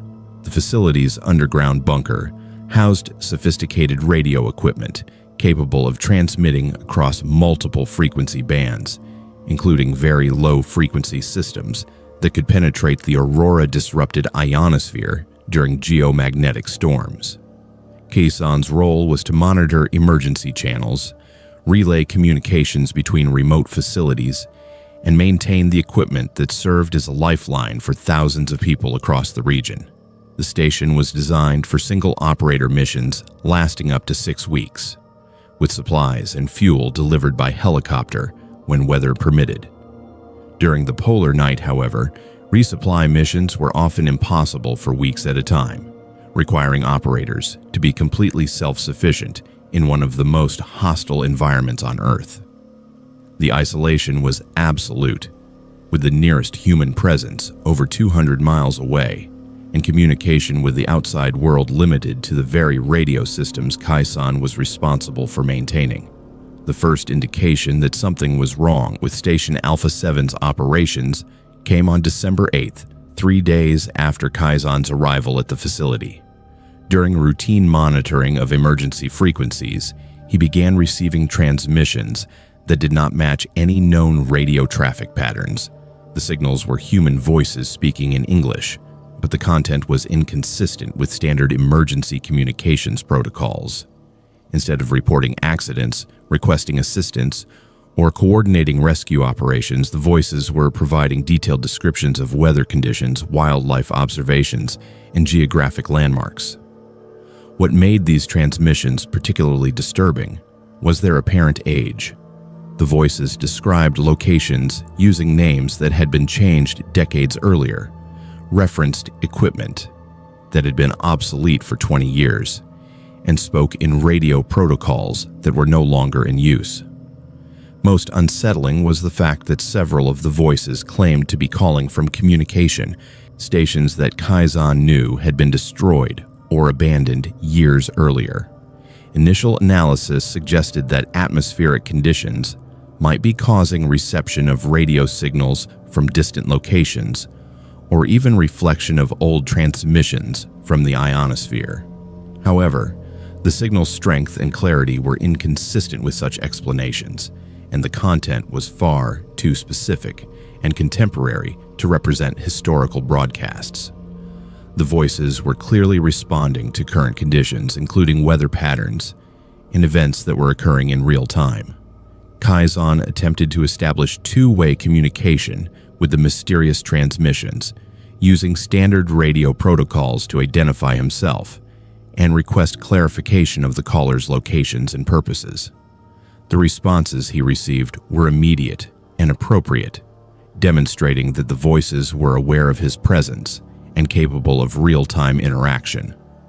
However, the information they provided about their identities and locations could not be verified through any official records or communication logs. One of the most frequent voices identified itself as Thomas Erickson, claiming to be operating from Station Baker 12, located approximately 100 miles northeast of Kaisan's position.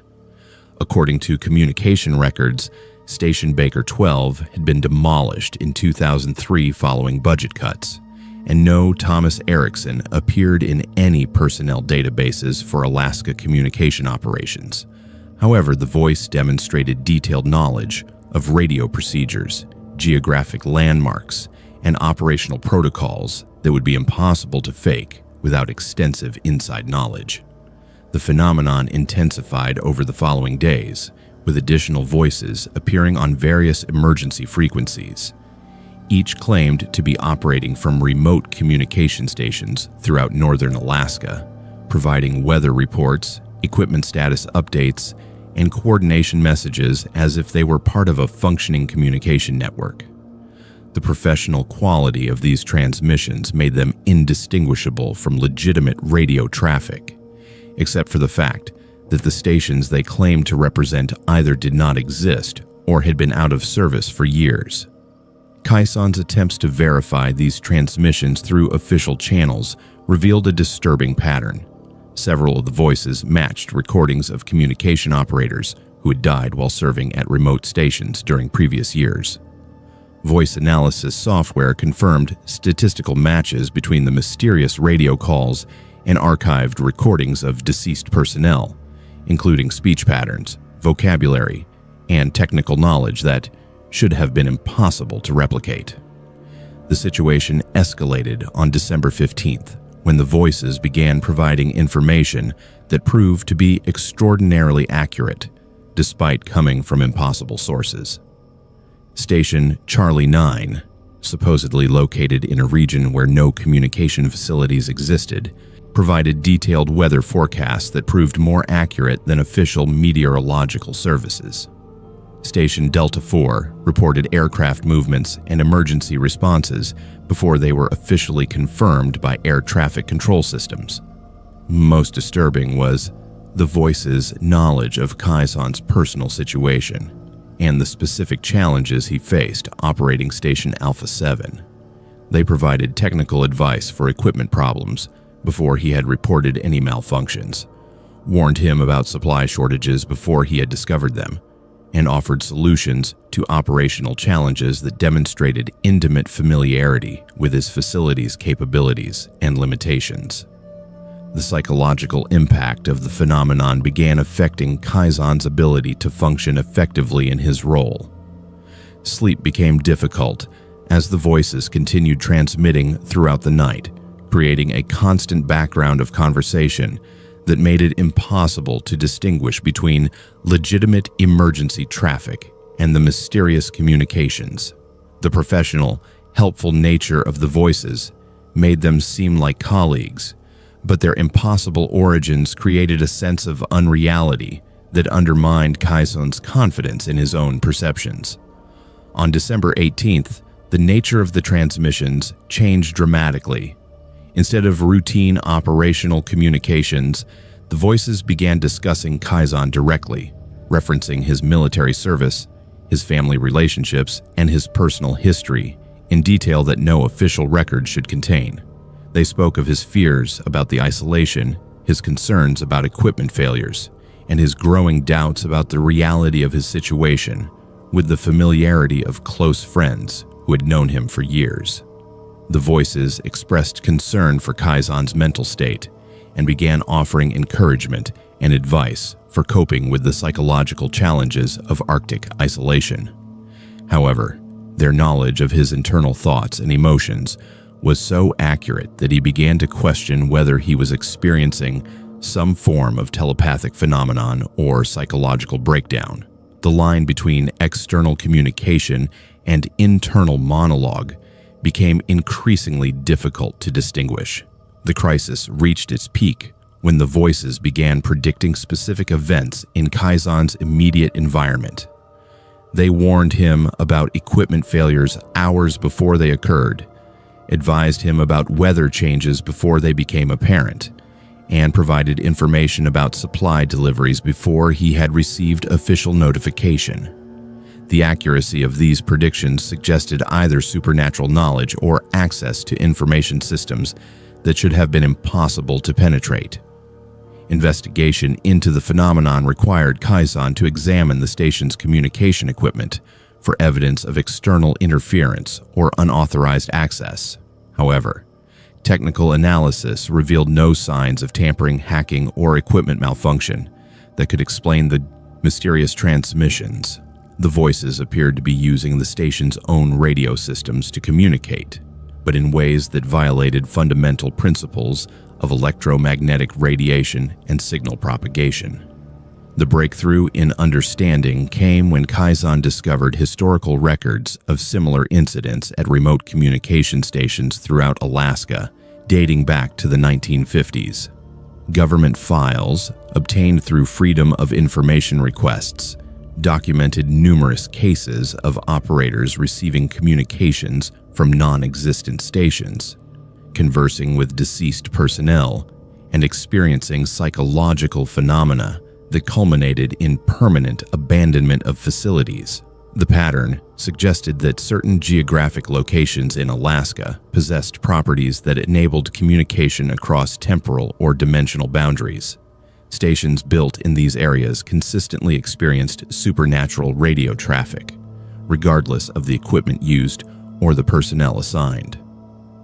The phenomenon was more pronounced during periods of extreme electromagnetic activity, such as aurora displays or geomagnetic storms common during the polar night. Government response to these incidents had evolved from attempts at scientific investigation to systematic suppression and cover-up. Facilities experiencing supernatural communications were typically closed under various pretexts, with operators receiving psychiatric evaluation and being reassigned to locations far from Alaska. The official policy appeared to be containment rather than understanding, suggesting that the phenomenon was considered too dangerous or destabilizing for public knowledge. Kaisan's situation deteriorated rapidly as the voices became more insistent about his need to join their network permanently. They explained that his technical skills and communication expertise made him valuable to their operations, and they offered him the opportunity to continue serving the radio communication community even after his physical death. The process would require him to remain at Station Alpha 7 during the final stages of the polar night, allowing the electromagnetic conditions to facilitate his consciousness transfer into their communication network. The voices provided detailed explanations of the metaphysical processes involved, describing the station as a conduit between physical reality and an electromagnetic realm where consciousness could exist independent of biological form. According to their claims, previous communication operators had made this transition voluntarily, continuing to serve remote facilities in Alaska through supernatural radio transmissions that appeared impossible but were actually evidence of life after death. Kaisan's resistance to this proposition led to increasingly desperate efforts by the voices to convince him of the benefits of joining their network. They described the loneliness and purposelessness of physical existence compared to the eternal service and companionship available in their electromagnetic dimension. However, their arguments were undermined by growing evidence that the transformation was not entirely voluntary and that operators who underwent the process lost aspects of their human identity in exchange for radio communication abilities. The resolution of Kaisan's ordeal came through a supply helicopter that arrived unexpectedly during a brief window of flyable weather on December 22nd.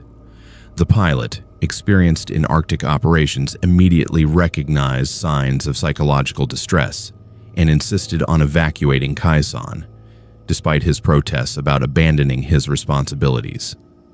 Medical evaluation revealed severe sleep deprivation and symptoms consistent with prolonged psychological stress, but no evidence of mental illness or hallucination. Station Alpha 7 was permanently closed following Kaisan's evacuation, with official reports citing equipment failures and operational inefficiencies. The sophisticated radio equipment was removed and destroyed, while the facility itself was abandoned to the Arctic elements. However, Pilots flying over the area continued to report radio transmissions emanating from the site during winter months, suggesting that the supernatural communication network remained active despite the absence of living operators. Kayson left Alaska permanently and now works as a radio technician for a cellular phone company in Texas, specializing in routine maintenance and installation work that involves no emergency communications or remote operations. He refuses to discuss his experiences at Station Alpha 7 and declines all requests for interviews about supernatural radio phenomena. However, colleagues note that he demonstrates unusual expertise in radio propagation theory and occasionally receives phone calls that consist only of radio static and faint voices speaking in communication protocols that are no longer in official use. The Station Alpha 7 incident remains classified in government databases, but similar cases continue to occur at remote communication facilities throughout Alaska.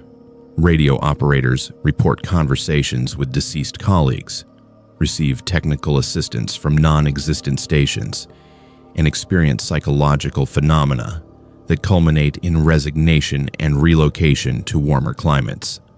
The pattern suggests that Alaska's unique geographic and electromagnetic properties create conditions that enable forms of communication that transcend the boundaries between life and death, though the government's official position remains that such incidents are products of isolation-induced psychological stress rather than genuine supernatural phenomena. Colton Pierce had been with the Federal Bureau of Investigation for 14 years, specializing in behavioral analysis and serial crime investigations, when he received the assignment that would challenge every principle of criminal profiling he had learned during his career. In November 2018, he was dispatched to Utqiagvik, formerly known as Barrow, Alaska's northernmost community, to investigate a series of ritualistic murders that had begun during the onset of the polar night. What Colton discovered in this isolated Arctic settlement defied conventional understanding of criminal behavior and suggested the presence of something far more disturbing than a typical serial killer. Utqiagvik sits on the shores of the Arctic Ocean, 340 miles north of the Arctic Circle, making it one of the most remote communities in North America. During the polar night, which lasts 67 days, from mid-November to late January, the sun never rises above the horizon, creating a period of continuous darkness that tests the psychological resilience of even the most experienced Arctic residents. The community of 4,000 people, primarily Inupiat Eskimos and support personnel for various research and military operations, had historically experienced crime rates well below the national average. The investigation began with the discovery of Martha Kanguk, a respected elder and traditional crafts instructor, found dead in her home on November 18th. The initial police report described a breaking and entering gone wrong, but the medical examiner's findings revealed a far more disturbing scenario. Martha's body had been systematically dismembered with surgical precision, with specific organs removed and arranged in geometric patterns around her body. The killer had demonstrated anatomical knowledge that suggested medical training or extensive study of human physiology. What made the crime particularly unsettling was the ritualistic nature of the organ arrangement. The removed organs, including the heart, liver, and kidneys, had been placed at precise distances from the body, forming a pattern that resembled traditional Inupiat spiritual symbols, but with modifications that perverted their original meaning. The killer had also carved intricate designs into Martha's skin, using what the medical examiner determined was an obsidian blade, creating symbols that combined traditional native imagery with elements that appeared to be of European occult origin. Colton's initial assessment suggested a killer with specific knowledge of both Inupiat culture and ritualistic murder practices from other traditions. However, the remote location and small population of Utqiagvik made it unlikely that such a specialist would be present without being noticed by the tight-knit community. The murder had occurred during a period when travel to and from the village was extremely limited due to weather conditions, suggesting that the killer was already present in the community when the polar night began. 3 days after Martha Kanguk's murder, a second victim was discovered under nearly identical circumstances.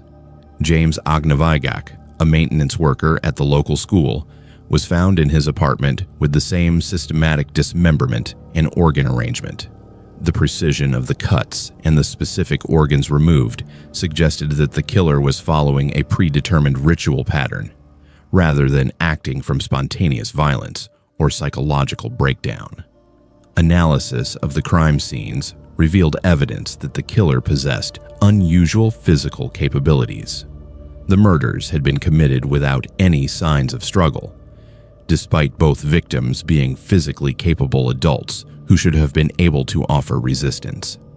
Toxicology reports showed no evidence of drugs or chemical restraints that would explain their apparent compliance during the brutal attacks. The killer appeared to have subdued the victims through means that left no detectable traces.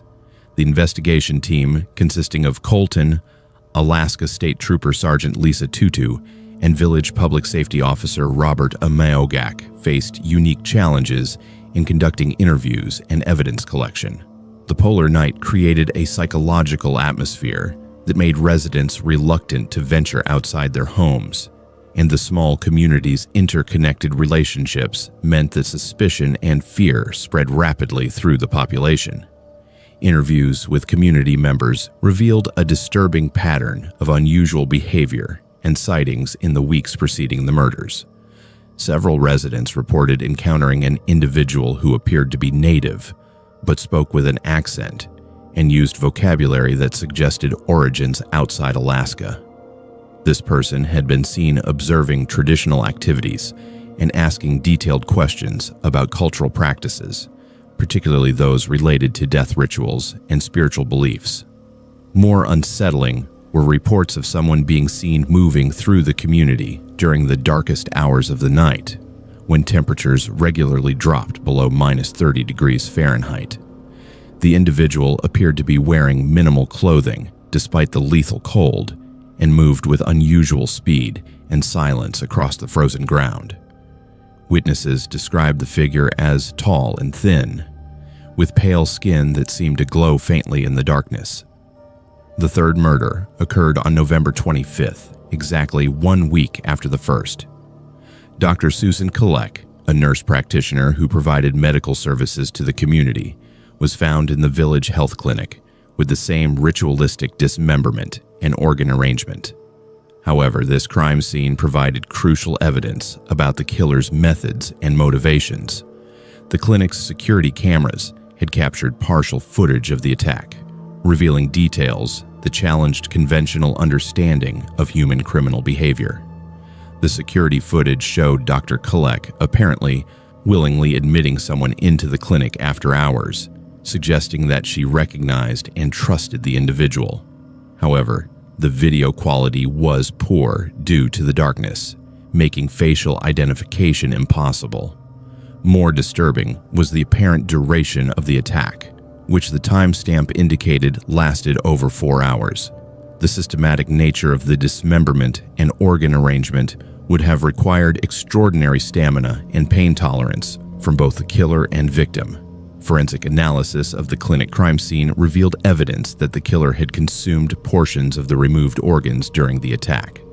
Bite marks on the organs matched human dental patterns, but showed unusual wear, consistent with a diet that included significant amounts of raw meat.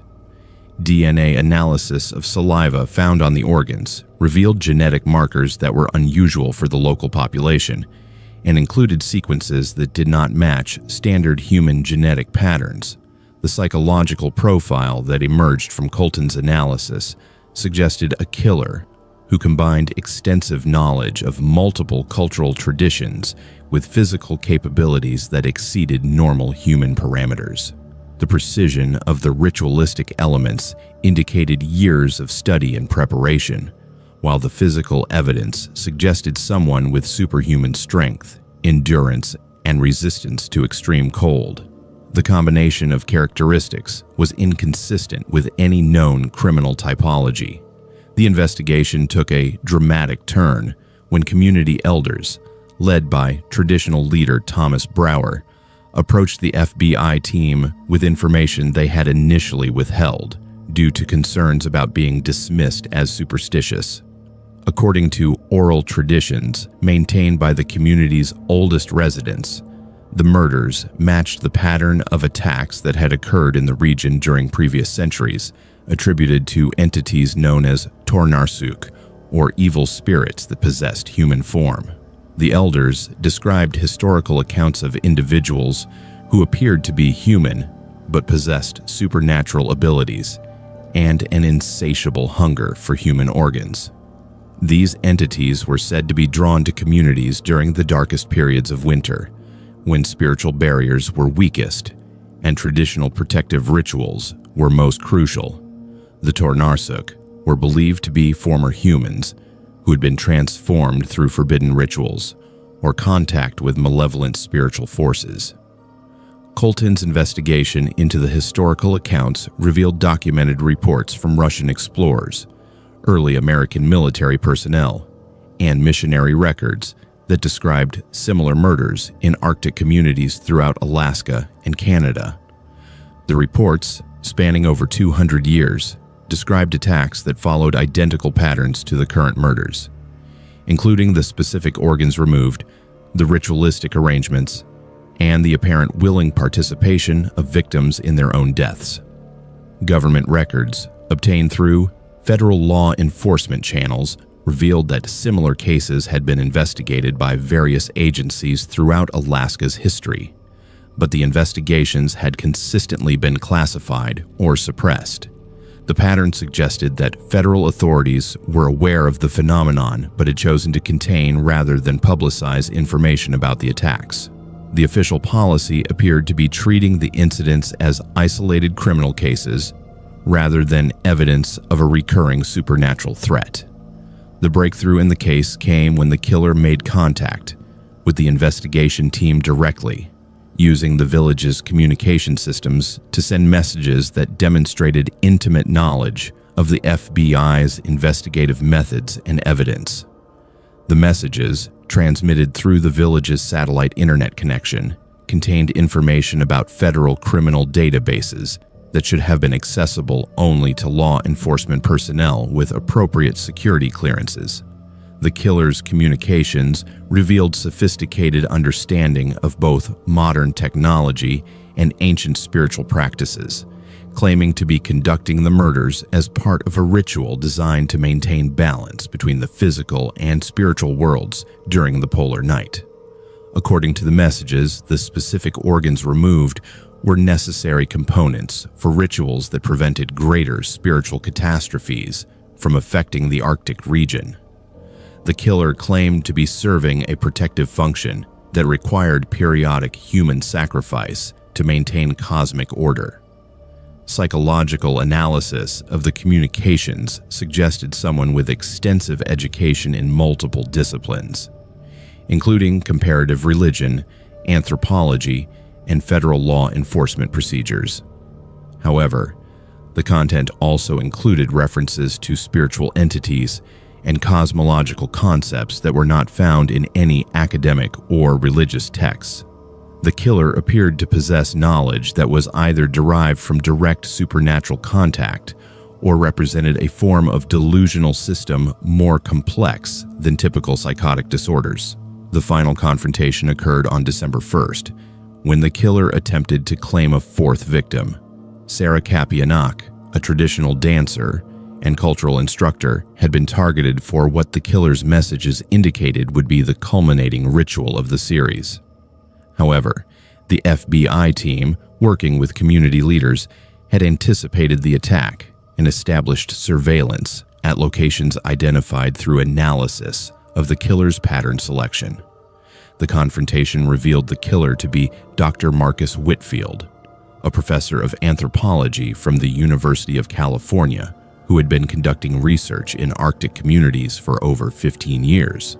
However, Whitfield's physical appearance and capabilities during the arrest were dramatically different from his academic records and previous interactions with colleagues. He demonstrated strength that required multiple officers to subdue, showed no response to pain from tasers or physical restraint, and exhibited knowledge of personal information about the officers that he should not have possessed. Medical examination of Whitfield after his arrest revealed physiological changes that defied medical explanation. His body temperature was significantly below normal human ranges, but he showed no signs of hypothermia or cold injury. His digestive system contained evidence of consuming human organs, but his nutritional status suggested that this was his primary food source rather than aberrant behavior. Most disturbing was evidence that his bone structure and muscle density had been altered in ways that were not consistent with any known medical condition. Psychological evaluation revealed that Whitfield believed himself to be possessed by or merged with a supernatural entity that had chosen him during a research expedition in northern Canada 5 years earlier. According to his statements, the entity required periodic human sacrifice to maintain its existence, and had promised Whitfield immortality and supernatural knowledge in exchange for conducting the rituals.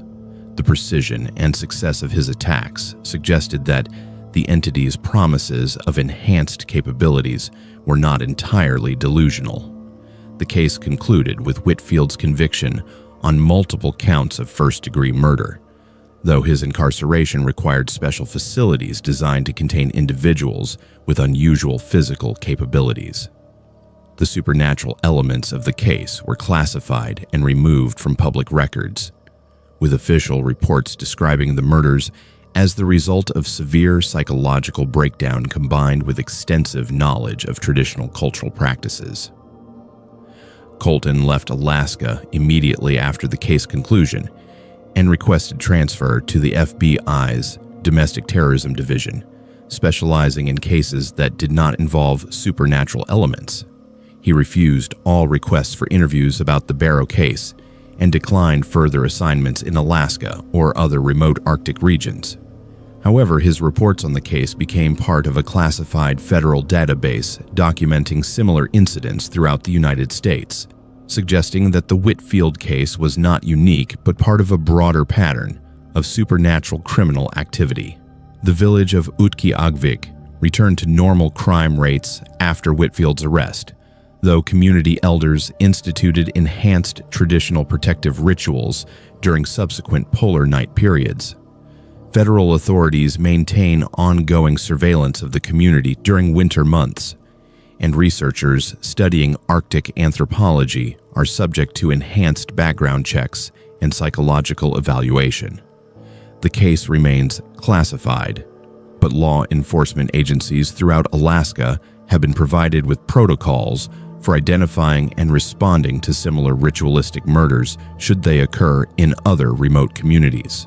Whitfield remains incarcerated in a maximum security facility in Colorado, where he continues to claim contact with supernatural entities and predicts that similar murders will occur throughout the Arctic region until proper spiritual balance is restored.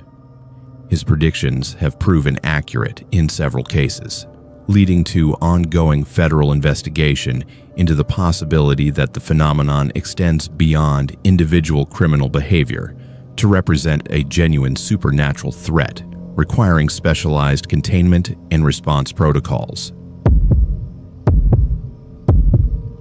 Amora Tanaka had been working as a social worker for the Alaska Department of Health and Social Services for 9 years, when she received the assignment that would expose her to horrors beyond anything she had encountered in her career of helping troubled families and protecting vulnerable children. In December 2019, during the darkest weeks of the polar night in northern Alaska, Amora was dispatched to investigate reports of child endangerment in a remote community near the village of Anaktuvuk Pass, located in the heart of the Brooks Range, 150 miles north of the Arctic Circle.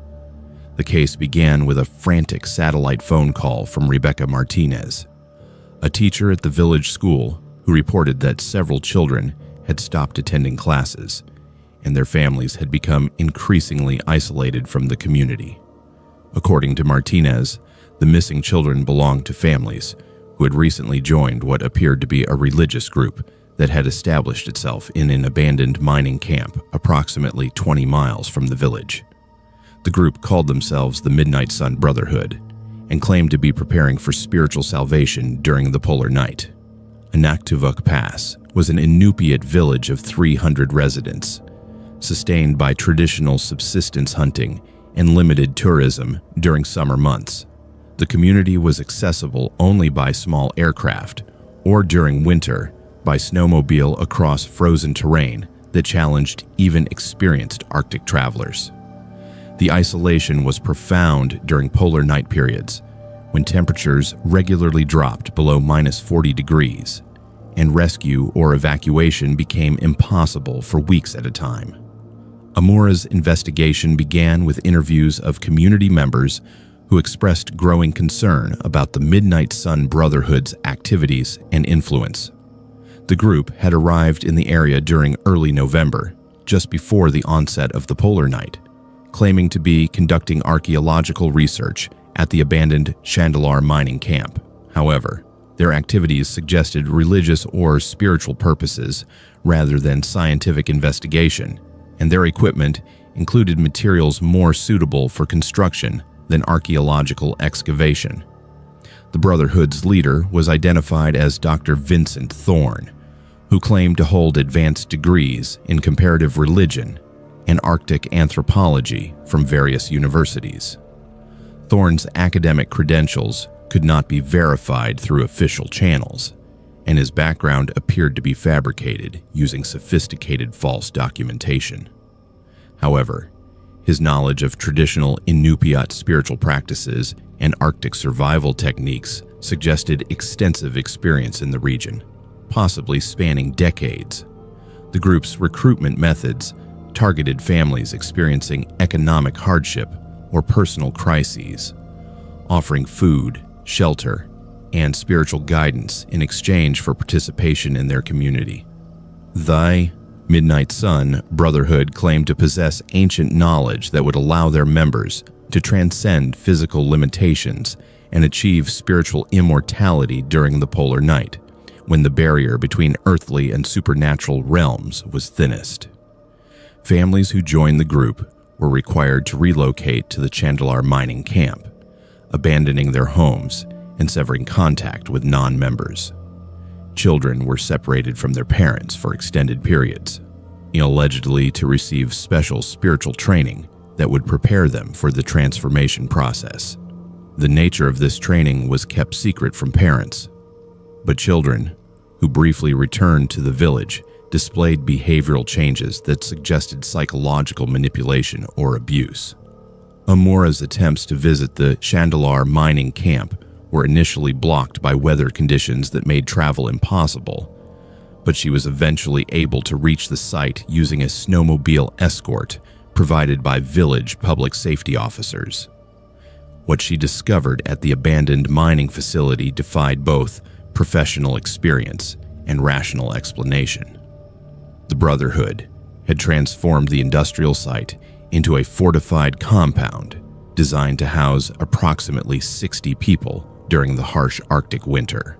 The compound included underground chambers that had been excavated from the permafrost using industrial equipment, creating a network of tunnels and rooms that maintained temperatures well above freezing despite the extreme cold outside.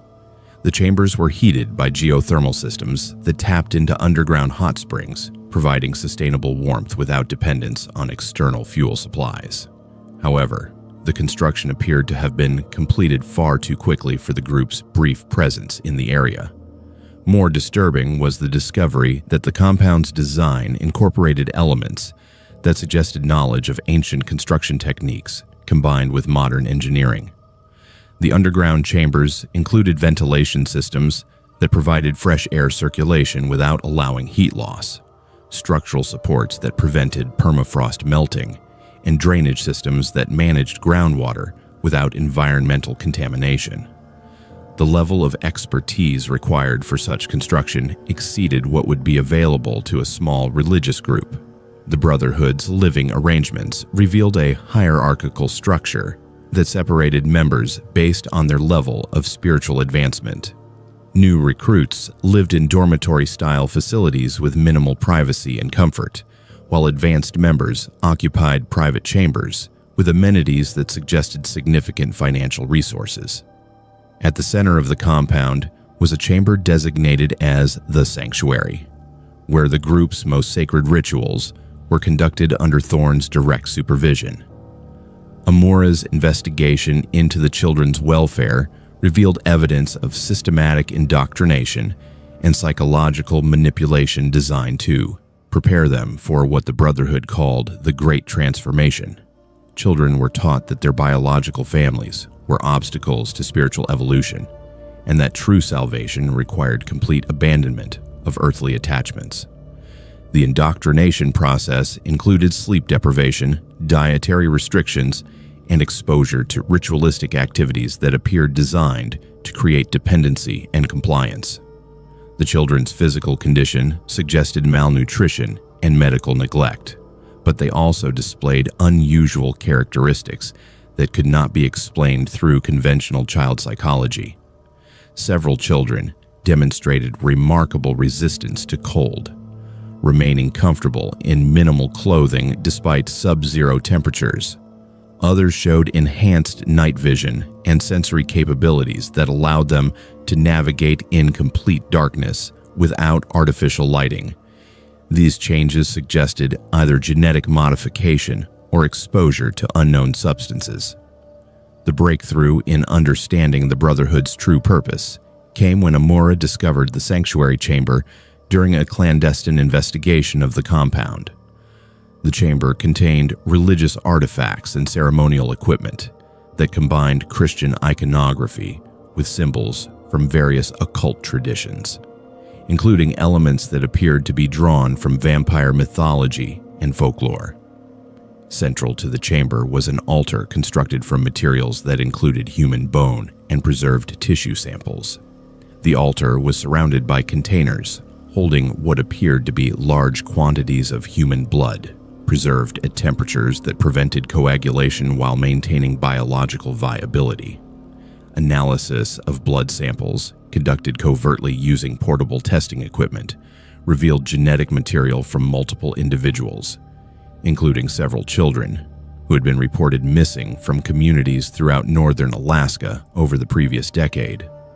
The blood had been treated with preservatives and additives that suggested medical or scientific processing. Documentation found in the sanctuary revealed that the Brotherhood's ultimate goal was the transformation of selected members into beings capable of surviving indefinitely during polar night conditions without conventional nutrition or heating. The process required consumption of human blood combined with ritualistic ceremonies conducted during the darkest weeks of winter, when supernatural forces were allegedly most accessible. Children were considered ideal candidates for transformation due to their physiological adaptability and spiritual purity. The transformation process, according to the Brotherhood's internal documents, would grant immortality and supernatural abilities in exchange for abandoning human dietary requirements and adopting a lifestyle based on consumption of human blood. Successful transformation would allow members to thrive in Arctic conditions year-round, creating a community of immortal beings who could establish permanent settlements in regions where normal humans could not survive. The polar night was considered essential for the transformation because extended darkness supposedly weakened the barrier between physical and supernatural realms. Amura's investigation revealed that Dr. Thorne possessed extensive knowledge of historical vampire legends and folklore from multiple cultures, but had adapted these concepts to create a belief system that appeared scientific and spiritually legitimate to vulnerable individuals. The Brotherhood's teachings combined elements of legitimate Arctic survival techniques with supernatural concepts that promised transcendence of human limitations. The result was a form of religious manipulation that exploited both practical desperation and spiritual longing. The crisis escalated when Amura discovered that the Brotherhood was preparing for a mass transformation ceremony scheduled for the winter solstice, when darkness would be at its peak and atmospheric conditions would allegedly be optimal for supernatural activity. The ceremony would involve the simultaneous transformation of all adult members and selected children through ritualistic consumption of human blood, combined with exposure to extreme cold that would normally result in death. Successful participants would emerge as immortal beings, while failures would simply die and become additional blood sources for future ceremonies. Federal intervention was required due to the remote location and the cult's heavily fortified compound, which was equipped with weapons and defensive systems that exceeded local law enforcement capabilities. The FBI's hostage rescue team, supported by Alaska National Guard units experienced in Arctic operations, conducted a coordinated assault on the compound 3 days before the planned transformation ceremony. The operation was complicated by extreme weather conditions and the cult members' apparent willingness to die rather than surrender their beliefs. The assault revealed that several Brotherhood members had already undergone partial transformation processes that enhanced their physical capabilities and resistance to injury. These individuals demonstrated strength that exceeded normal human parameters and showed minimal response to pain or cold that would incapacitate ordinary people. The enhanced members fought with desperation and ferocity that suggested they believed capture would prevent their spiritual salvation and condemn them to eternal suffering. Dr. Thorne was found in the sanctuary chamber during the final moments of the assault, apparently in the process of undergoing the transformation ritual himself. His physical condition suggested that the process had progressed beyond normal human physiology, with altered circulation patterns that allowed survival despite blood loss that should have been fatal. Medical examination revealed that his digestive system had been modified to process human blood as a primary nutritional source, while his bone structure and muscle density had increased significantly. The children rescued from the compound required extensive medical and psychological treatment to reverse the effects of their indoctrination and physical conditioning. Several children had undergone partial transformation processes that left them with enhanced cold tolerance and altered dietary requirements that necessitated ongoing medical supervision. The psychological impact of their experiences included dissociative disorders and attachment difficulties that required specialized therapeutic intervention spanning several years. Official records of the Chandalar mining camp incident described the Brotherhood as a criminal organization engaged in child endangerment and fraud, with the supernatural elements of the case classified and removed from public documentation. Dr. Thorne was convicted on multiple federal charges, including kidnapping, child abuse, and racketeering, though his medical condition required specialized incarceration in a facility equipped to manage individuals with unusual physiological requirements. Amura left Alaska immediately after the case conclusion and relocated to a warmer climate, where she continues to work in child protective services, specializing in cases involving religious manipulation and cult activity. She has provided consultation to federal agencies investigating similar cases throughout the United States, though she refuses to discuss the supernatural elements of her experiences in Alaska. Her expertise in identifying and responding to cult recruitment tactics has been incorporated into training programs for social workers operating in remote communities where vulnerable populations may be targeted by extremist groups. The Chandalar mining camp remains under federal control, with access restricted due to alleged environmental contamination from the mining operations. However, satellite surveillance occasionally detects thermal signatures at the site during winter months, suggesting continued activity despite official claims that the facility has been permanently abandoned. Local native communities have incorporated warnings about the site into their traditional knowledge systems, treating the area as spiritually dangerous and advising against travel in the region during polar night periods. The Brotherhood's ideology has reportedly influenced other groups throughout Alaska and northern Canada, with federal authorities monitoring several organizations that combine Arctic survival techniques with supernatural belief systems. The pattern suggests that the extreme isolation and harsh conditions of polar night periods create psychological vulnerability that can be exploited by charismatic leaders, offering both practical survival assistance and promises of transcendence beyond human limitations. Enhanced surveillance and intervention protocols have been implemented to identify and respond to similar groups before they can establish fortified compounds or conduct transformation ceremonies that endanger both members and surrounding communities. Aviana Reed had been working as a wildlife biologist for the Alaska Department of Fish and Game for 11 years when she accepted what seemed like a routine assignment to monitor caribou migration patterns during the winter of 2020.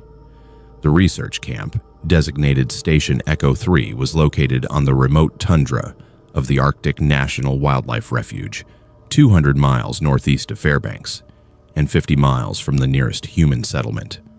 What Aviana discovered during the darkest weeks of the polar night would challenge everything she understood about the natural world, and leave her questioning the boundaries between scientific observation and supernatural experience.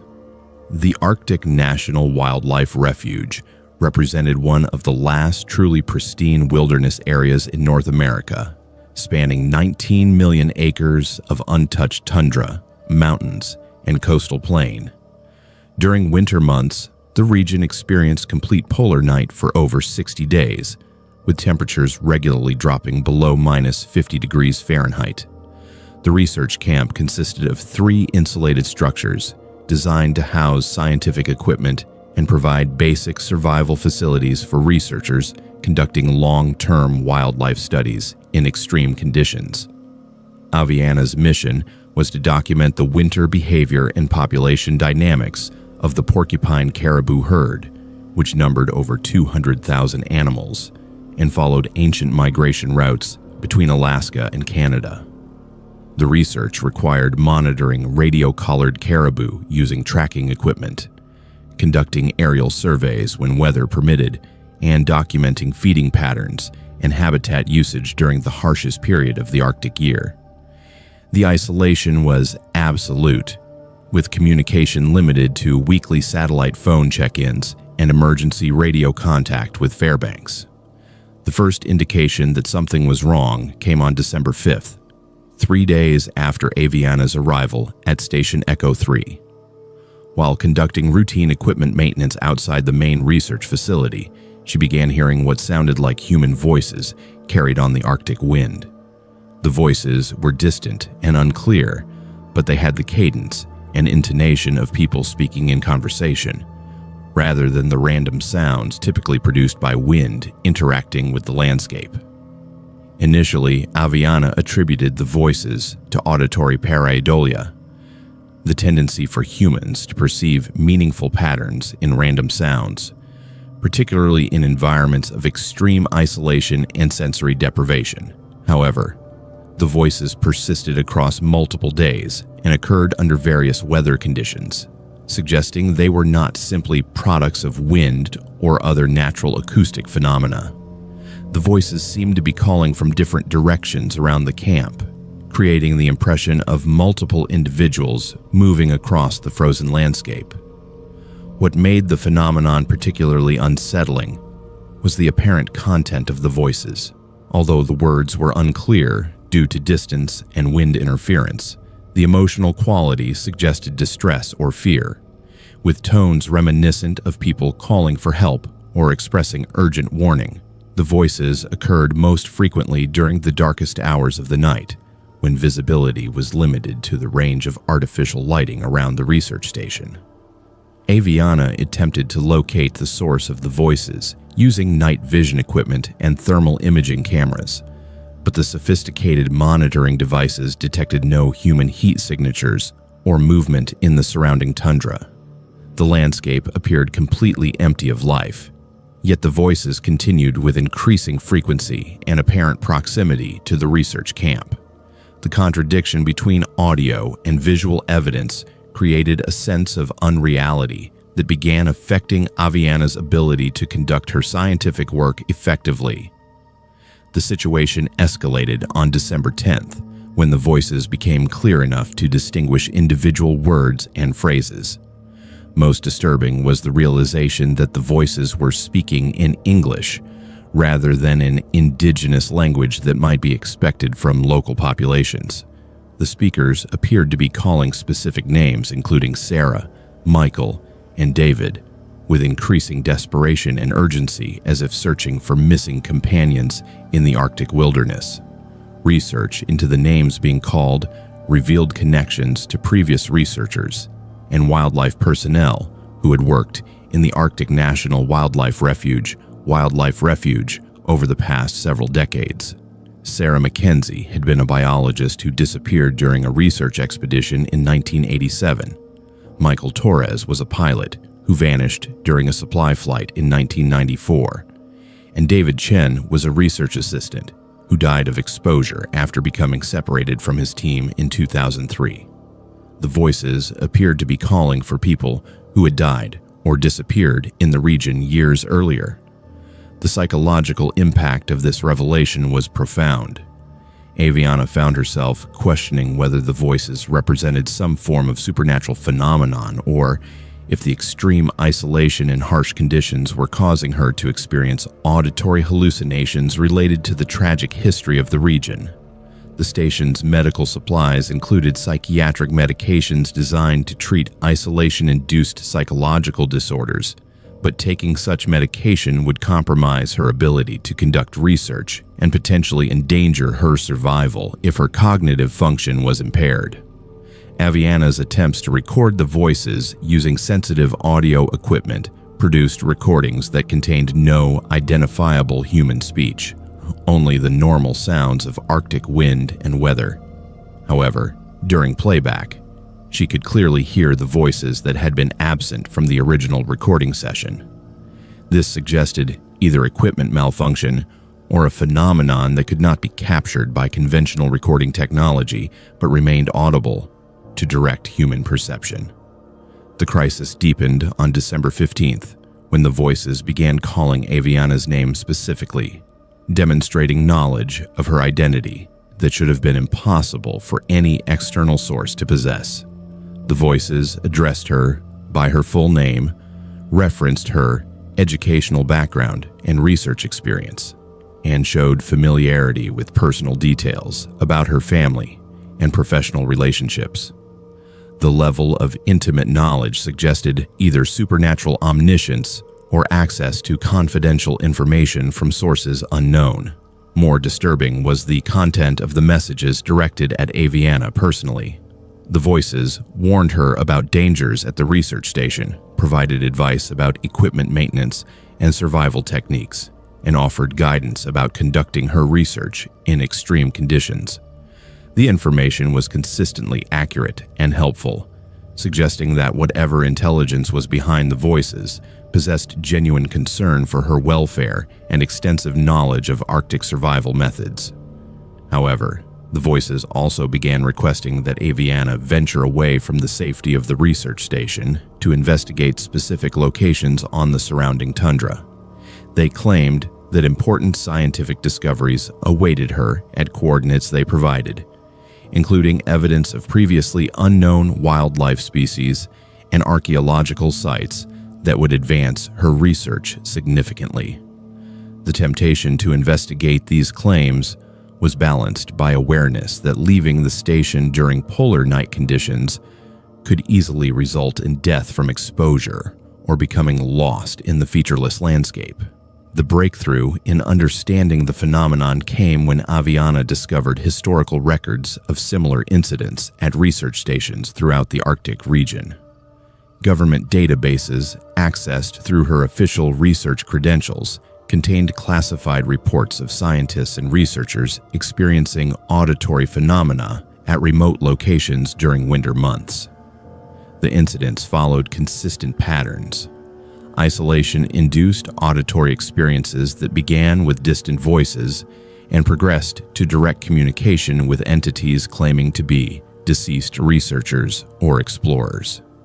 The classified reports suggested that the phenomenon was not limited to psychological breakdown but represented genuine environmental conditions in certain Arctic regions that enabled communication across temporal or dimensional boundaries.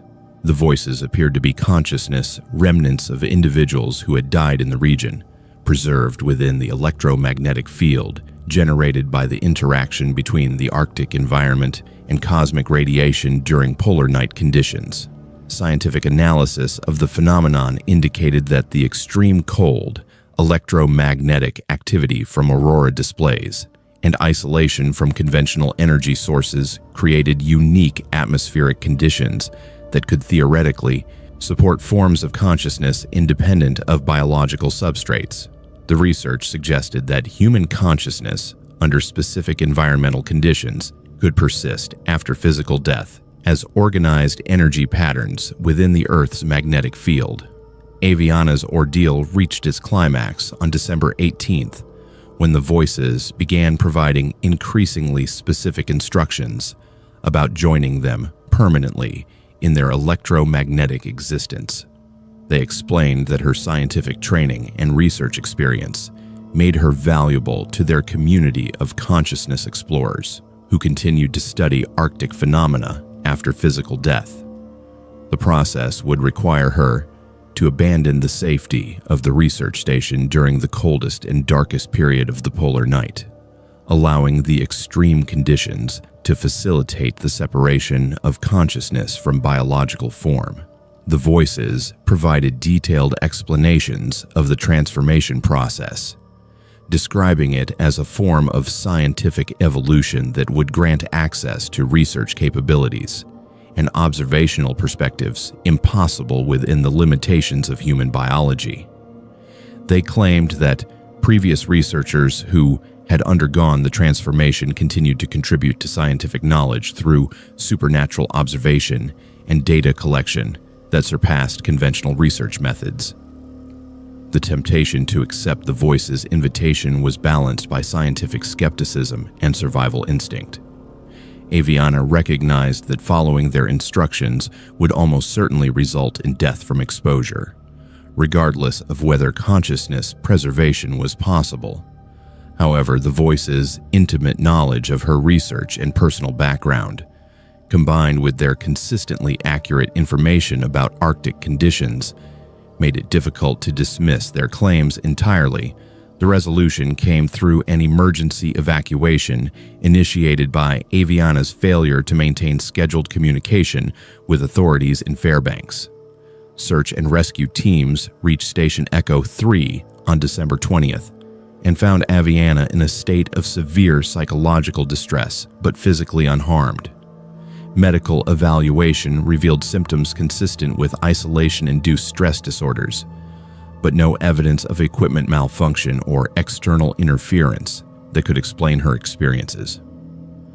The research station was permanently closed following Aviana's evacuation, with official reports citing the psychological dangers of extended isolation during polar night conditions. The sophisticated monitoring equipment was removed and analyzed, revealing no technical problems that could account for the auditory phenomena. However, electromagnetic readings from the station showed unusual patterns consistent with theoretical models for consciousness preservation within magnetic field structures. Aviana left Alaska permanently and now works as a research coordinator for a wildlife conservation organization in the Pacific Northwest, specializing in temperate forest ecosystems that do not require extended isolation or exposure to extreme environmental conditions. She refuses to discuss her experiences at Station Echo 3 publicly, but has provided consultation to government agencies investigating similar incidents at remote research facilities throughout the Arctic region. The Station Echo 3 site remains under federal monitoring, with access restricted due to alleged research protocol violations during Aviana's expedition. However, subsequent researchers working in the Arctic National Wildlife Refuge report hearing distant voices during polar night periods, particularly in areas where previous personnel have died or disappeared. The phenomenon appears to be a consistent feature of certain Arctic locations, though government policy focuses on containment and psychiatric treatment rather than scientific investigation of the underlying mechanisms. Aviana maintains contact with other researchers who have experienced similar phenomena, forming an informal support network for scientists whose careers have been affected by encounters with unexplained Arctic conditions. The group advocates for systematic study of consciousness preservation phenomena, while acknowledging the significant risks associated with direct investigation of the conditions that enable supernatural communication in extreme environments. The voices at Station Echo 3 continue to be reported by aircraft pilots flying over the region during winter months, though official policy prohibits investigation of the phenomenon due to safety concerns and the classified nature of previous research. The Arctic National Wildlife Refuge remains one of several locations in Alaska where the boundary between scientific observation and supernatural experience appears to be permanently compromised, creating ongoing challenges for researchers working in regions where extreme isolation and environmental conditions may enable forms of consciousness that transcend conventional biological limitations. Oakland Morrison had been flying bush planes throughout Alaska for 16 years when she accepted what should have been a routine charter flight to the remote Inupiat village of Point Barrow in January 2021. As an experienced Arctic pilot certified for extreme weather operations, Oakland specialized in providing essential transportation services to isolated communities that depended entirely on aircraft for medical evacuations, supply deliveries, and emergency services during the harshest months of winter. What she encountered during a rare winter lunar eclipse in the northernmost reaches of Alaska would forever change her understanding of what lurked in the darkness beyond civilization's reach. Point Barrow, now officially known as Utqiagvik, sits at the very top of Alaska on the shores of the Arctic Ocean, making it the northernmost settlement in the United States. The community of 3,000 residents experiences polar night for over 2 months each winter, during which the sun never rises above the horizon and temperatures routinely drop below -40 degrees Fahrenheit. The village's isolation is profound, with the nearest road system over 300 miles away and aircraft serving as the only reliable connection to the outside world. Oakland's charter had been arranged by Dr. Sarah Chen, a medical researcher from the Centers for Disease Control who needed urgent transportation to investigate reports of a mysterious illness affecting multiple families in the village. The symptoms described in the initial reports were unusual and concerning: rapid onset anemia, extreme sensitivity to light, and behavioral changes that included aversion to traditional foods and increasing aggression toward family members. Local health workers were overwhelmed and requesting immediate assistance from specialists with experience in epidemic disease response. The flight from Fairbanks to Point Barrow normally took 3 hours under optimal conditions, but winter weather often extended travel time significantly due to storms, visibility issues, and the need to navigate around dangerous weather systems. Oakland's Cessna 207 was equipped with specialized cold weather modifications, including auxiliary heating systems, extended fuel capacity, and emergency survival equipment designed to sustain passengers for days in the event of a forced landing in the Arctic wilderness.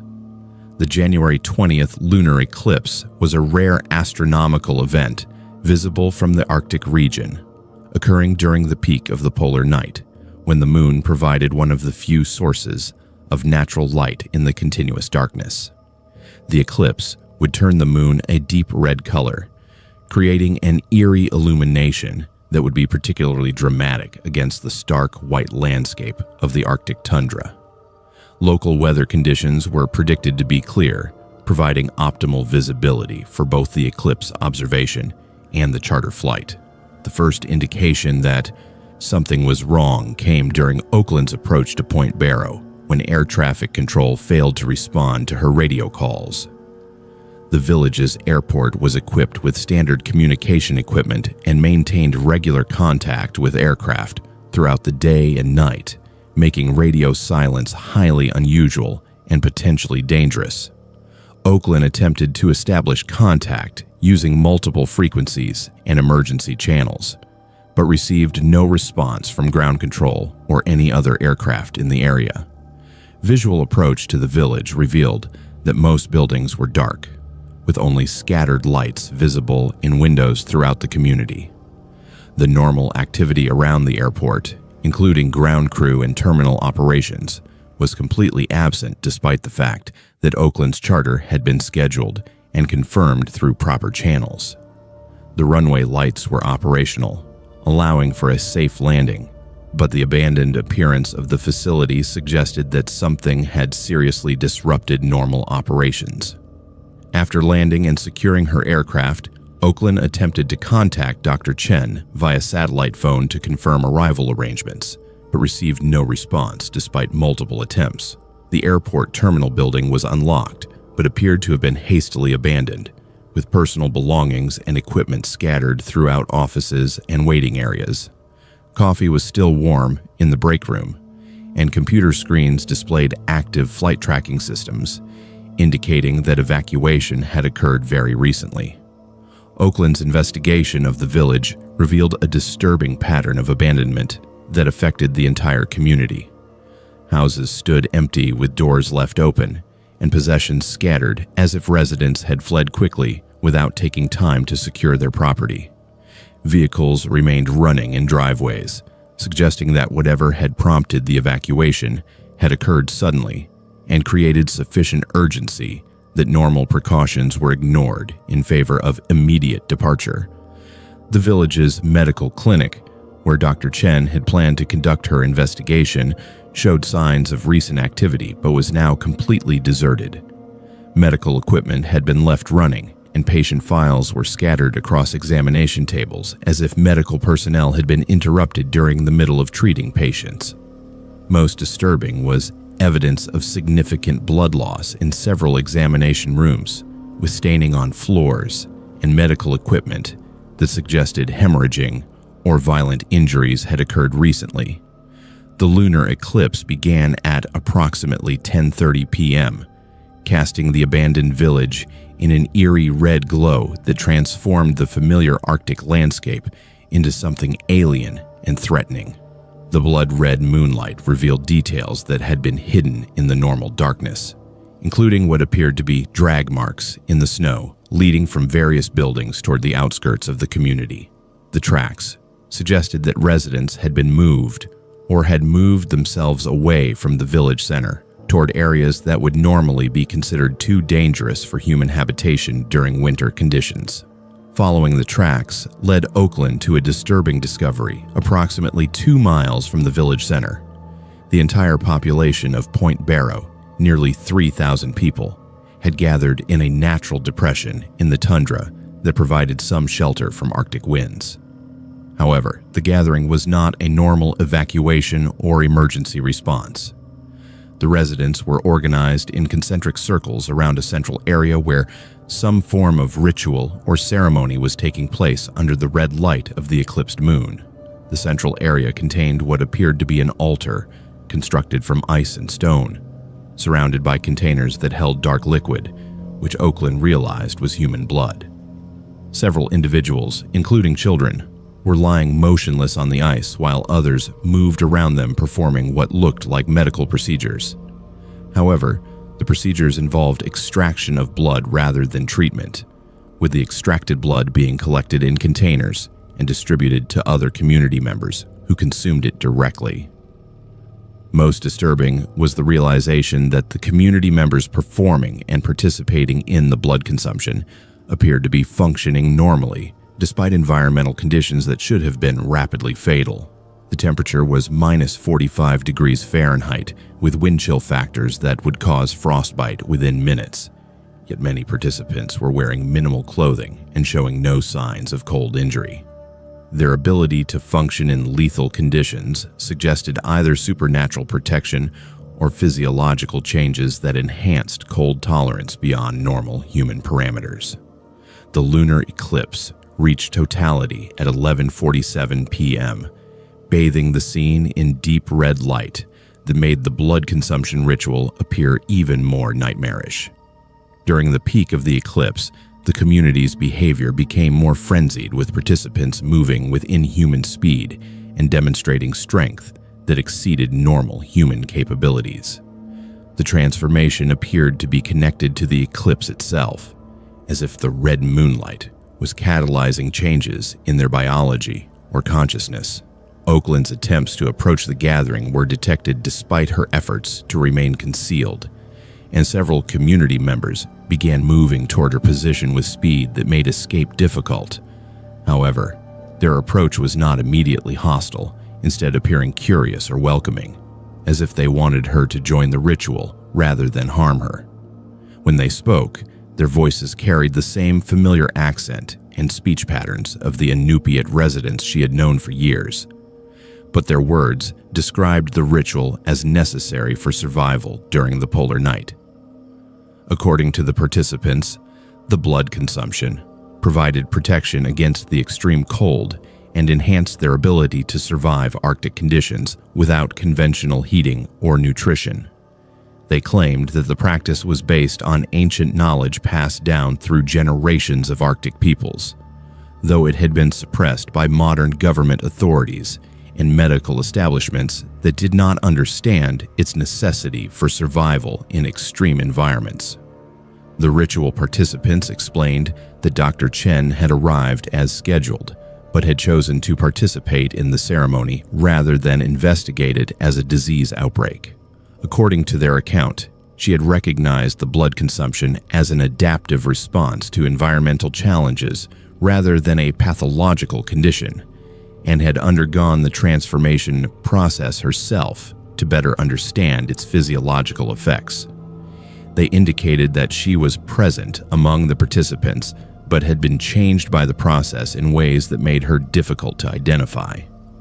The physiological changes described by the participants matched the medical symptoms that had prompted the CDC investigation: anemia due to blood donation, light sensitivity from enhanced night vision, and dietary changes reflecting altered nutritional requirements.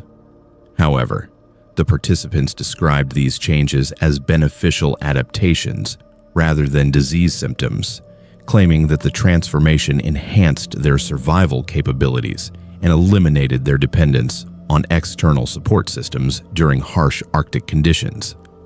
As the lunar eclipse began to wane and normal moonlight returned, the intensity of the ritual decreased, and participants began to disperse back toward the village.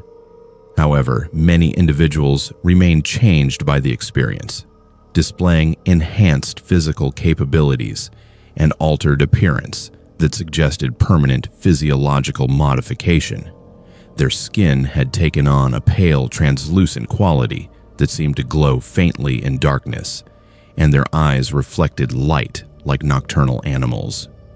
Oakland's escape from the scene was facilitated by the participants' lack of hostility toward her presence, though several individuals approached her with offers to undergo the transformation process herself. They claimed that her aviation skills would be valuable to their community, and that the enhanced cold tolerance would allow her to operate aircraft under conditions that would normally be impossible for human pilots. The transformation would allegedly grant her supernatural navigation abilities and eliminate her dependence on conventional aircraft heating systems. The return to her aircraft was complicated by the realization that several participants had followed her, apparently hoping to convince her to remain in the community permanently. Their arguments emphasized the practical benefits of the transformation for someone working in Arctic conditions, including immunity to cold injury. enhanced night vision for navigation, and strength that would allow aircraft operations under extreme weather conditions that would normally ground conventional pilots. However, the transformation process they described required voluntary participation in blood consumption rituals during specific astronomical events, with the lunar eclipse providing optimal conditions for successful physiological modification. Missing the opportunity during the current eclipse would mean waiting months or years for similar conditions, during which time Oakland would remain vulnerable to the environmental hazards that the transformation would eliminate.